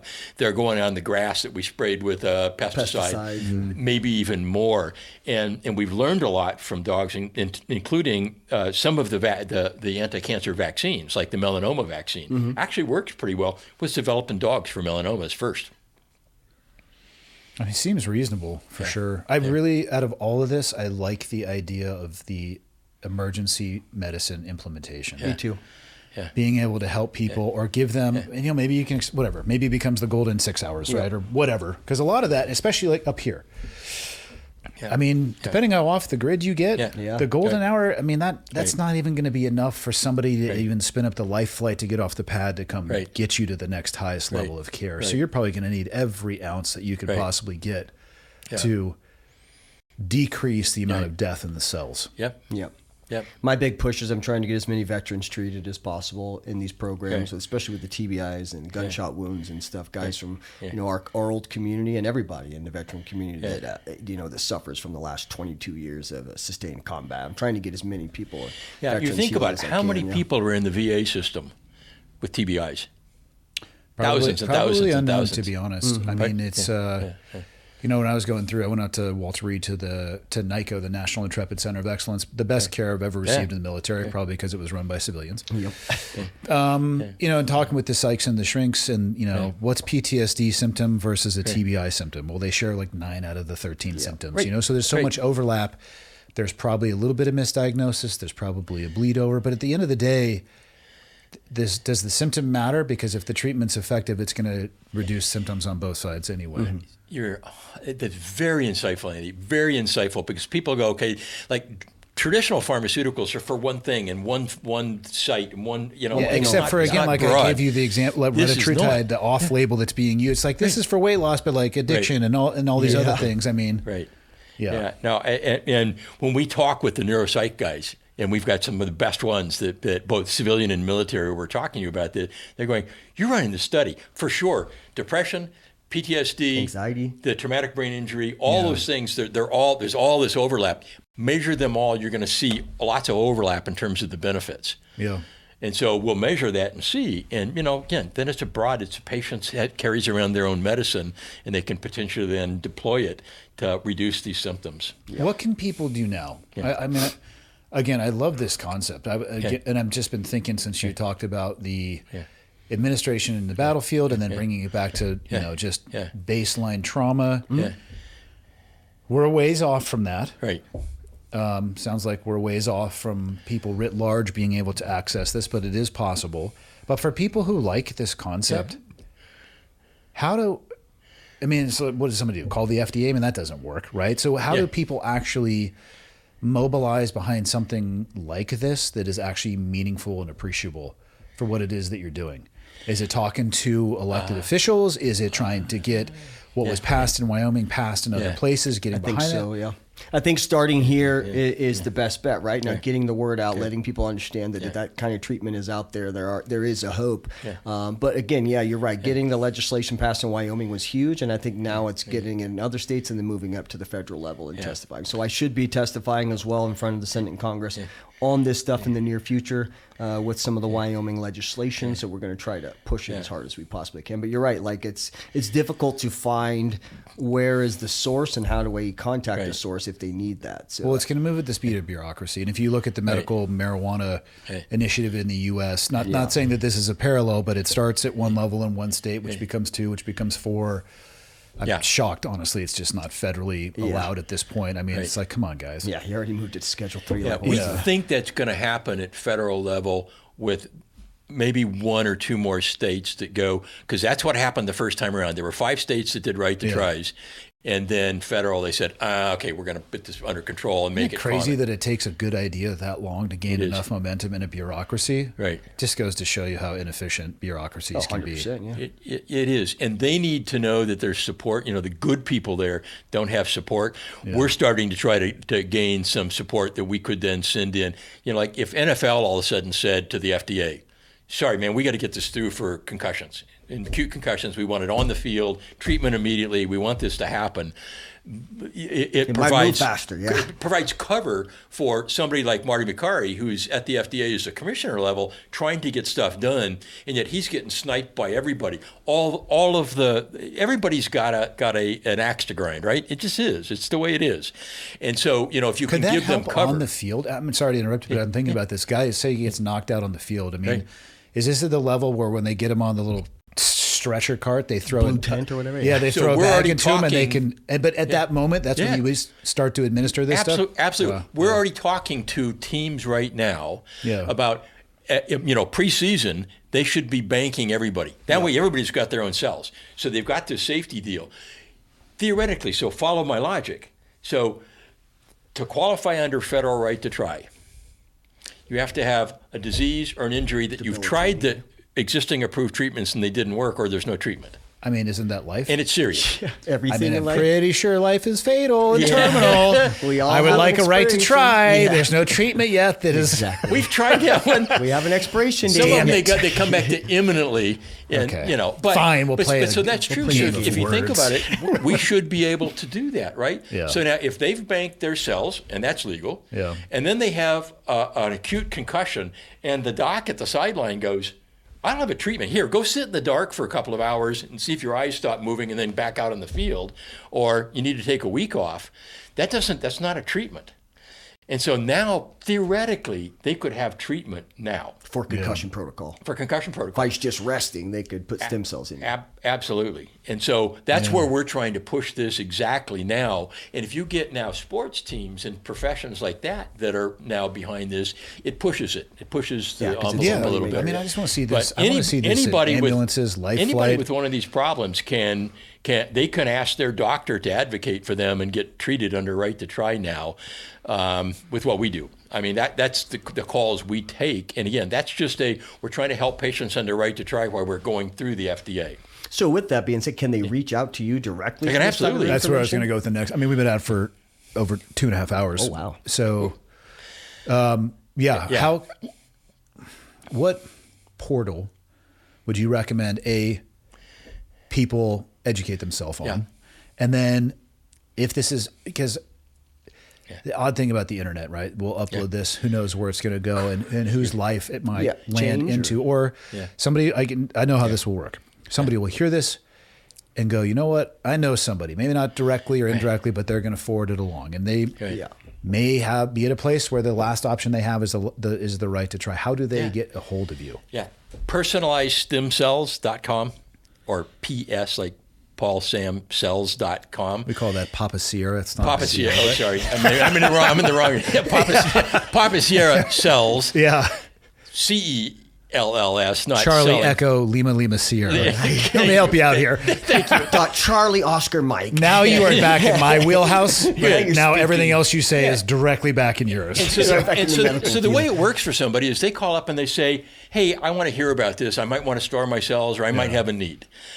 We have then medical director doctors that can talk to them And they talk to a real doc and say, hey, I don't want to tell some sales guy. He wouldn't really have this is still under right to try. Yeah. They can talk. We can also send them to medical webinars.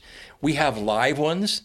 I don't have a podcast yet, but I need to learn from you. I should be doing this because the number of doctors and people that I could have come talk about this, because it's an education problem. Because I talked to an NFL player and he goes, oh, well, I knew the wide receiver for the Seahawks. He went to Medellin, and it was great. But there's no data, and they don't know. So the average person doesn't know who to believe. And most of those people are a little bit quiet about that as well, too. Exactly. Yep. They are. And so we can do medical education, and then we can talk to their doctor. Then they'll say, I have a doctor, and he says, this is just hooey. So, would you like a different doctor? We know in almost every city we have physical therapy doctors that understand this. You can go get a new, or you can talk to one of the docs that we already have in our program. And just go get your independent opinion from them, and then they will advocate for you, and they'll send in a little ad to say, hey, I want to treat this patient. And then it just happens. Yeah, we have Dr. Stock over at the Hoskinson Clinic. She's going to be the director of regenerative medicine there, so she's very well versed up on that stuff. Trained by him. Yeah. It is interesting how resistant to this some in that field are. And this is definitely not I'm not trying to pull anybody into that or everybody into that umbrella. Yeah. But I also, remind myself that not too far in the recent history of human beings, when you had a headache, they would drill a fucking hole in your head to relieve the pressure or rely upon leeches. And maybe both of those are still viable options. I am just not aware of that being the stable of treatment. I think evolution and innovation, and like what you said is true, life happens. You forget that just because somebody's wearing a white lab coat that you would want to assume like they're on the cutting edge of everything, which actually is impossible, especially when life happens and they have their own stuff going on. They can't, I mean, medicine advances just as fast as technology, right? So we have as the patient, you would need to stay. I would recommend for everybody, advocate for yourself and keep an active 100%. Role in your treatment as well too. Just because somebody tells you no or gives you the answer that you don't want doesn't mean you need to stop. I'm also not saying believe everything you see on the internet. Keep asking, advocate for yourself, and advocate for yourself. 100%. Yeah, it shouldn't be like this 99% downstream doing what you're told. You should be able to have a dialogue and be as invested in your own care as anybody else is. I mean, shit, you're the one walking around receiving the care. Yeah, you're paying these doctors. And in this case, you're carrying around the drug too. Yeah. So you're the owner of the drug. Take charge of your health. That's the punchline. Take charge of your health. Be your own advocate. And if you need help, we're here to help, because it does just happen. And this is a sad story, but this is in the middle of COVID. So we have a FDA-approved clinical study. The data is out there. This should work, and it's certainly not harmful. The mother of my lab director making these cells gets COVID. Goes into a hospital that I won't name the name of, but a Southern California hospital, a fairly reputable big hospital. She's in the ICU and she's dying.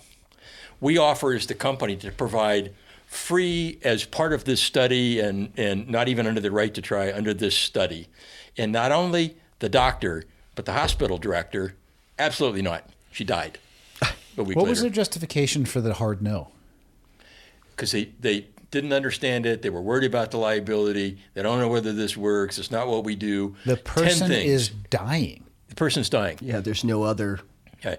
It's like, so that's part of what right to try. So you can't try something that is experimental because it might harm you.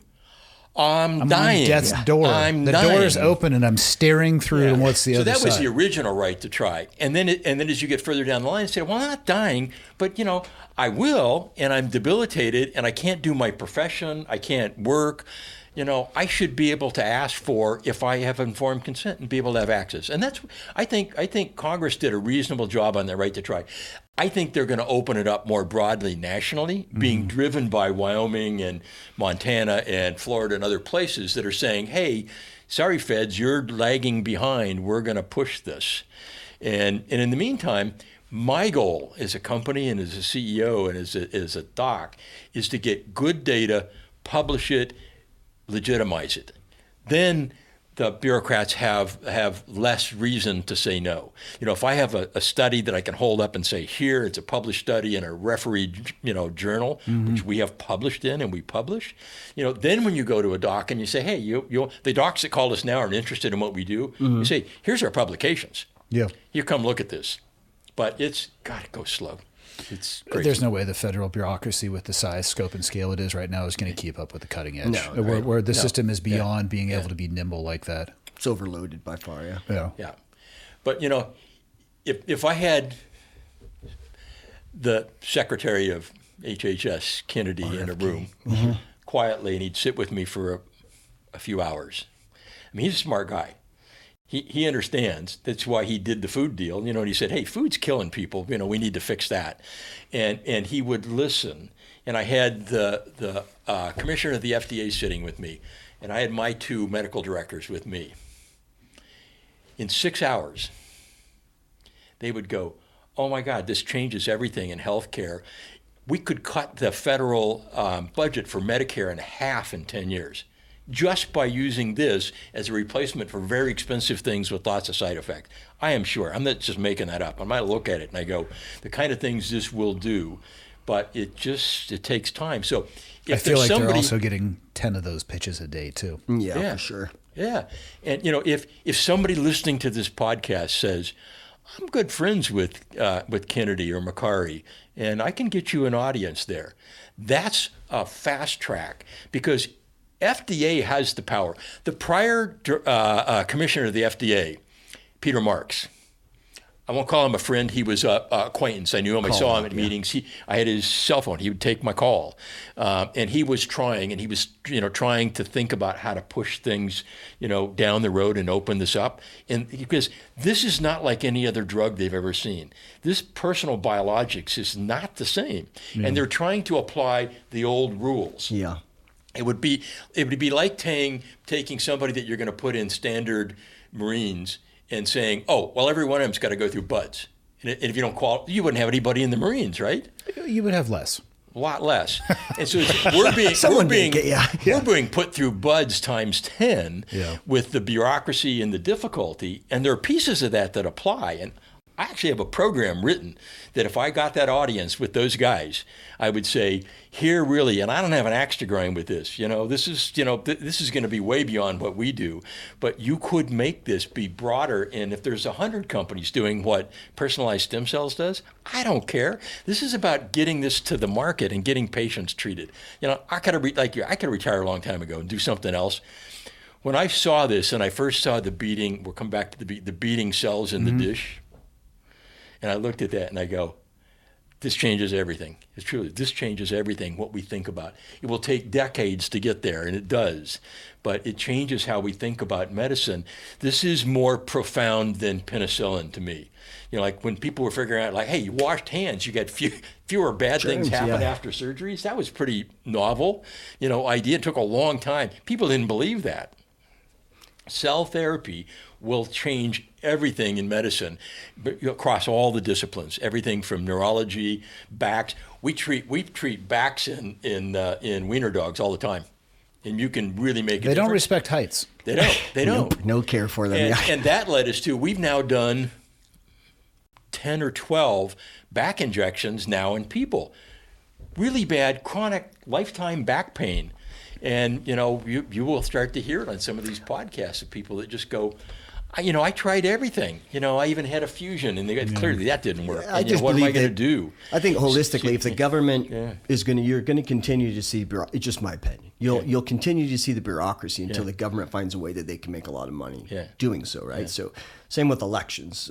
Everybody preaches for these secure elections. Mr. Hoskinson has a 100% secured way to do every election you could possibly imagine, but no one wants to listen on the red side or the blue side, because at the end of the day, they don't really want a fair election. They want to do what they want to do, but it's just the bureaucracy. If it's fair across the board, they don't want nothing to do with it. So it's unfortunate, but I think so with the medicine.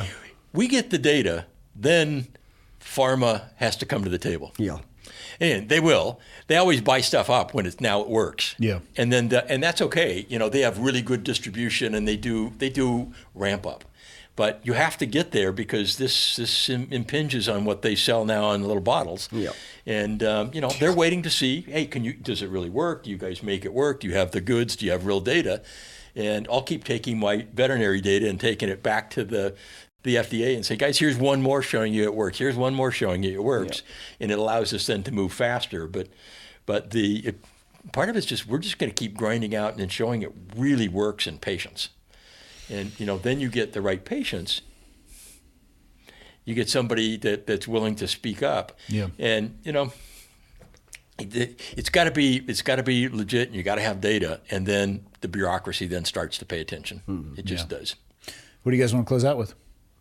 Whatever you want, I'm good. What do you want to leave people with? You already gave the website. Any other thoughts? Yeah. Oh, and by the way, obviously, we still treat animals, so we treat dogs and cats. That there's no limitation. The veterinary FDA, we can treat patients with their own cells. We do that. We've got treated all these patients. We do that, and just sitting in your lobby, watching people get a nice coffee in your beautiful coffee shop, and a third of them are walking around with a furry friend on the leash, and there were two of them that walked in. I go, I want to walk over and give them a card. Their dog is in pain, and they don't even know. Yeah. It's hard to get the word out there. And VetStim we're the only ones really doing this at scale in the U.S. And where can they find you out again? It's just VETSTEM, VetStim, just like it sounds. Cool. And by the way, do you know when people say you need to vet something out? Yeah. You know where that came from? Nope. Veterinarian. So in the 1800s in Great Britain, it was taken from veterinary medicine and veterinarians doing that. So it truly is. So I'm not a veteran like you guys, but I am a vet. Yeah. And we vet things out. So we have figured out some of this, and people remembering dogs don't lie. No, they give us answers, whether it's they're walking around with us or sitting on their couch, you're carrying your little buddy with you. Yep. They give us the real answers, and there's a real opportunity to help them, which helps us. And any way we can push the bureaucracy is of big benefit. But people don't have to live with it. Serious chronic pain is now under right to try. They can access. So you don't have to wait.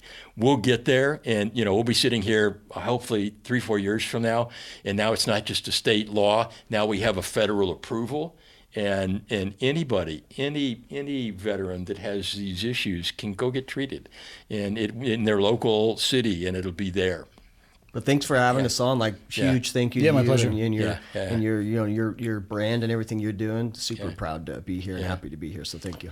Yeah, I hope people hear about this. It's me too. My brain's definitely spinning on different ways it could be implemented for sure. So.